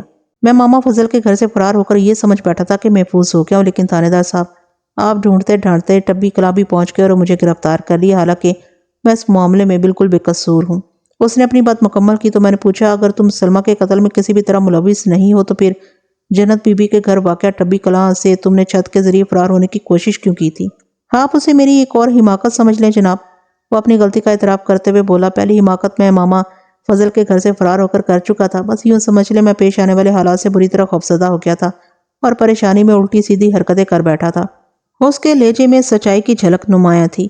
میں نے حوالدار سے کہا ریاض کو اپنی تحویل میں رکھے، جب تک زرینہ سے پوچھ گچھ نہ کر لی جاتی ریاض کو چھوڑا نہیں جا سکتا تھا۔ پوچھ گچھ تو میں نے زرینہ سے پہلے بھی کی تھی، مگر اس مرتبہ اس سے اقبال جرم کروانے کا مرحلہ درپیش تھا۔ میں نے حوالدار کو تاکید کر دی کہ ریاض کو کسی قسم کی کوئی تکلیف نہ پہنچے، البتہ اسے فضل کریم سے ملنے کی اجازت نہ دی جائے۔ حوالدار ریاض کو لے کر میرے کمرے سے چلا گیا تو میں نے کانسٹیبل کو بھیج کر ASI افضل شاہ کو اپنے پاس بلا لیا۔ میں نے اسے کہا تم فوراً زرینہ کو گرفتار کر کے تھانے لے آؤ۔ کیا جمیل کو بھی گرفتار کرنا ہے ملک صاحب؟ افضل شاہ نے پوچھا۔ میں نے کہا اس کی ضرورت نہیں، البتہ وہ خود اپنی بیوی کے ساتھ آنا چاہے تو لے آنا اسے بھی، بس تم فوراً روانہ ہو جاؤ۔ 2 گھنٹے بعد ASI افضل شاہ زرینہ کو گرفتار کر کے تھانے لے آیا۔ قصہ مختصر، زرینہ پر مجھے زیادہ محنت نہیں کرنا پڑی۔ ابتدائی چند منٹ تک وہ اپنے جرم سے انکاری رہی، مگر جب تفتیش اور پوچھ گچھ ذرا سخت مراحل میں داخل ہوئی تو اس کا انکار اقرار میں بدل گیا۔ ریاض احمد نے اپنی آنکھوں سے اسے جرم کرتے ہوئے دیکھا تھا، لہٰذا ریاض کی گواہی نے زرینہ کا بھٹا بٹھا دیا۔ پھر میرے تیز و تند سوالات کی تاب نہ لاتے ہوئے اس نے روحان سے لہجے میں اقبال جرم کر لیا۔ زرینہ نے پہلے مجھے اور بعد ازاں عدالت میں جو بیان دیا وہ کچھ اس طرح تھا۔ میں نے ایک روز چاچا فضل اور سلمہ کی گفتگو سن لی تھی۔ وہ گفتگو ہمارے مستقبل کو تباہ کرنے والی تھی، اور کوئی بھی شخص یہ نہیں چاہتا کہ اس کا مستقبل تاریک ہو جائے۔ وہ اپنی بساط بھر کوشش کر کے مستقبل کو بچانے کی کوشش کرتا ہے۔ یہی کوشش میں نے بھی کی تھی۔ اگر میں نے چاچا فضل اور سلمہ کے درمیان ہونے والی خطرناک باتیں نہ سنی ہوتی تو ممکن تھا میرے ذہن میں منفی خیالات پیدا نہ ہوتے اور میں سلمہ کی جان لینے کی کوشش نہ کرتی۔ چاچا فضل نے بڑے واضح الفاظ میں سلمہ کو یقین دلایا تھا، بلکہ اسے قسمیہ وعدہ دیا تھا کہ بہت جلد وہ سب کچھ اس کے نام کر دے گا، 2 منزلہ مکان، فضل ایجنسی اور دیگر سب کچھ۔ میں نے اس مرحلے پر چاچا فضل کو اپنے خلاف باتیں کرتے ہوئے بھی سنا، یعنی میرے خلاف وہ جمیل کو بھی برا بھلا کہہ رہا تھا۔ اس نے سلمہ کے سامنے اپنے اس شک کا اظہار بھی کیا تھا کہ جمیل ایجنسی کی بکری میں سے رقم چراتا رہتا ہے۔ اس روز چاچا ہم سب کے خلاف باتیں کر رہا تھا۔ وہ ہمارے بارے میں اپنے دلی خیالات کا اظہار کر رہا تھا، اور وہ بھی کس کے سامنے؟ اپنی نو بیاہتا بیوی سلمہ کے سامنے۔ چاچا فضل نے اپنی پہلی بیوی زیتون چاچی کی برائی کی تھی، مجھے پھوہڑ اور نالائق کہا، جمیل کو بددیانت اور چور گردانہ، اور اپنی اس چہیتی سے وعدہ کیا کہ وہ عنقریب اپنا سب کچھ اس کے نام کر دے گا۔ جذبات کی شدت نے اسے روحانسا کر دیا تھا۔ چند لمحے بعد وہ اپنی کیفیت پر قابو پاتے ہوئے بولی، اسی روز سے میرے دل میں سلمہ کے لیے نفرت کے پودے نے جڑ پکڑ لی۔ سارے فساد کی جڑ یہی عورت تھی جو ہم سب کے مستقبل کو کسی تاریک گپھا میں دھکیلنے والی تھی۔ تو کیوں نہ اس فساد کو ہی جڑ سے ختم کر دیا جاتا۔ میں نے چاچا فضل اور سلمہ کے درمیان ہونے والی گفتگو کے بارے میں جمیل کو کچھ نہیں بتایا۔ اس کی وجہ یہ بھی تھی کہ جمیل بہت بلکہ بڑی حد تک فرما بردار بیٹا ہے۔ وہ چاچا فضل کے خلاف ایک لفظ سننے کا روادار نہیں۔ میں نے سوچا کہ اگر جمیل سے اس سلسلے میں بات کروں گی تو وہ اسے میرے دماغ کا فطور سمجھے گا یا پھر صبر کی تلقین کرے گا، لیکن میں نے جو کچھ سن لیا تھا اور جو کچھ مجھے نظر آ رہا تھا اس کے پیش نظر صبر نہیں کیا جا سکتا تھا۔ میں نے سلمہ کو ٹھکانے لگانے کے بارے میں مسلسل سوچا۔ پھر مجھے ایک موقع مل گیا۔ چاچا فضل ایک روز کے لیے کوٹ کیسرانی چلا گیا۔ مجھے معلوم تھا کہ جب کبھی چاچا اپنے علاقے سے باہر جاتا تھا تو جمیل دیر سے گھر آتا تھا۔ وجہ تاخیر وہ کام کی زیادتی کو بتاتا تھا۔ میں یہ بھی جانتی تھی کہ رات کے کھانے کے بعد چاچا کا بھانجا ریاض گھر سے باہر چلا جاتا ہے۔ اس کی واپسی کافی دیر کے بعد ہوتی ہے۔ میں نے اس سنہری موقع سے فائدہ اٹھانے کا فیصلہ کر لیا۔ سلمہ جب سونے کے لیے بالائی منزل پر گئی تو تھوڑی دیر بعد میں بھی اوپر پہنچ گئی، اور پھر میں نے گلا گھونٹ کر اس کا کام تمام کر دیا، اپنے مستقبل کو تاریک ہونے سے بچا لیا۔ اپنی دانست میں نے بڑا پکا کام کر دیا تھا، مگر میں نہیں جانتی تھی کہ ریاض دروازے سے آنکھ لگائے میری یہ کارروائی دیکھ رہا تھا۔ میری قسمت بری تھی کہ آج ایک مجرم قاتل کے روپ میں تھانے میں موجود ہوں، حالانکہ میں نے پوری کوشش کی تھی کہ شک ریاض پر جائے، مگر جب تقدیر ہی ساتھ نہ دے تو انسان کیا کر سکتا ہے۔ اپنا بیان پورا کر کے وہ خاموش ہوگی تو میں نے پوچھا، زرینہ تم نے سلمہ کی جان لینے کا اقرار کر لیا، مگر ایک بات میری سمجھ میں نہیں آئی۔ وہ منہ سے کچھ نہیں بولی، بس سوالیہ نظر سے مجھے تکتی رہی۔ میں نے کہا، جب تم گلا گھونٹ کر سلمہ کو موت کی وادی میں دھکیل ہی چکی تھی تو پھر اسے آگ کے حوالے کرنے کی کیا ضرورت تھی؟ اس وقت تک میرے ذہن میں یہی تھا کہ زرینہ نے یہ حرکت محض اس لیے کی ہوگی کہ سلمہ کی موت ایک حادثہ دکھائی دے، آتش زدگی کا کندھونک واقعہ۔ مگر زرینہ نے میرے سوال کے جواب میں جو کچھ کہا وہ میرے اندازے پر پورا نہیں اترتا تھا۔ وہ بولی، میں اپنا کام کر کے خاموشی سے نیچے آ گئی تھی، اس کے بعد اوپر کیا ہوا مجھے معلوم نہیں۔ یعنی آتش زنی کے معاملے میں تمہارا کوئی ہاتھ نہیں؟ مجھے جھوٹ بولنے کی قطعاً ضرورت نہیں، اوپر اعتماد لہجے میں بولی۔ جہاں میں قتل ایسے فعل کا اقرار کر چکی ہوں تو پھر باقی کیا رہ جاتا ہے؟ اس کے لہجے کا اعتماد بتا رہا تھا کہ وہ سچ بول رہی ہے۔ مختصر سی عدالتی کارروائی کے بعد جج نے زرینہ کو 20 سال کی سزا سنائی تھی۔ میں نے آج اسے 35 سال بعد دیکھا تھا۔ ایک بیکارن کے روپ میں اسے پہچاننے میں مجھے کسی دقت کا سامنا نہیں کرنا پڑا تھا۔ جب میں نے اسے گرفتار کیا تھا تو وہ لگ بھگ 25 سال کی تھی، اور اب کسی بھی طرح 60 سے کم نہیں تھی۔ جب میں واقعات کی تفصیل سنا چکا تو میری نواسی ضد کرنے لگی کہ وہ اسی وقت زرینہ سے ملنے جائے گی، بلکہ اسے اپنے ساتھ گھر لے کر آئے گی تاکہ اسے بہت سی باتیں کر سکے۔ اس کی ضد کے آگے میں مجبور ہو گیا۔ آئندہ روز میں حسب وعدہ اپنی نواسی کے ساتھ صدر گیا۔ زرینہ ایک بوڑھی بیکارن کے روپ میں گھڑیوں والی دکان کے سامنے فٹ پاتھ پر موجود تھی۔ میں نے اسے بات کرنے کی کوشش کی، مگر اس کی آنکھوں میں مجھے شناسائی کی جھلک نظر نہیں آئی۔ میں نے واضح طور پر محسوس کیا کہ اس نے مجھے پہچانا نہیں تھا۔ پھر 2-4 باتوں ہی سے مجھے یقین ہو گیا کہ وہ اپنا ذہنی توازن کھو بیٹھی ہے۔ وہ اپنی حرکات و سکنات سے نارمل دکھائی نہیں دیتی تھی۔ مرنے کے بعد انسان ہر غم، ہر دکھ اور ہر تکلیف سے نجات پا جاتا ہے۔ زرینہ نے ہوش و حواس گنوا کر غم زندگی سے نجات پا لی تھی۔ میں نہیں جانتا زرینہ اب کہاں ہوگی بھی یا نہیں ہوگی، خدا بہتر جانتا ہے۔ ممکن ہے وہ اب بھی کہیں کسی فٹ پاتھ پر نظر آ جائے۔ امید کرتی ہوں کہ یہ کہانی بھی آپ کو کافی سنسنی خیز لگی ہوگی۔ آخر میں درخواست کرتی ہوں کہ چینل پر جو نئے ہیں جلدی سے چینل کو سبسکرائب کر لیجئے گا، بیل کے آئیکن کو لازمی سے پریس کیجئے گا اور ویڈیو کو لائک، کمنٹ اور شیئر کرنا ہرگز مت بھولیے گا، اور مجھے اجازت دیجیے ایسی ہی کسی دلچسپ کہانی تک کے لیے۔ اللہ حافظ۔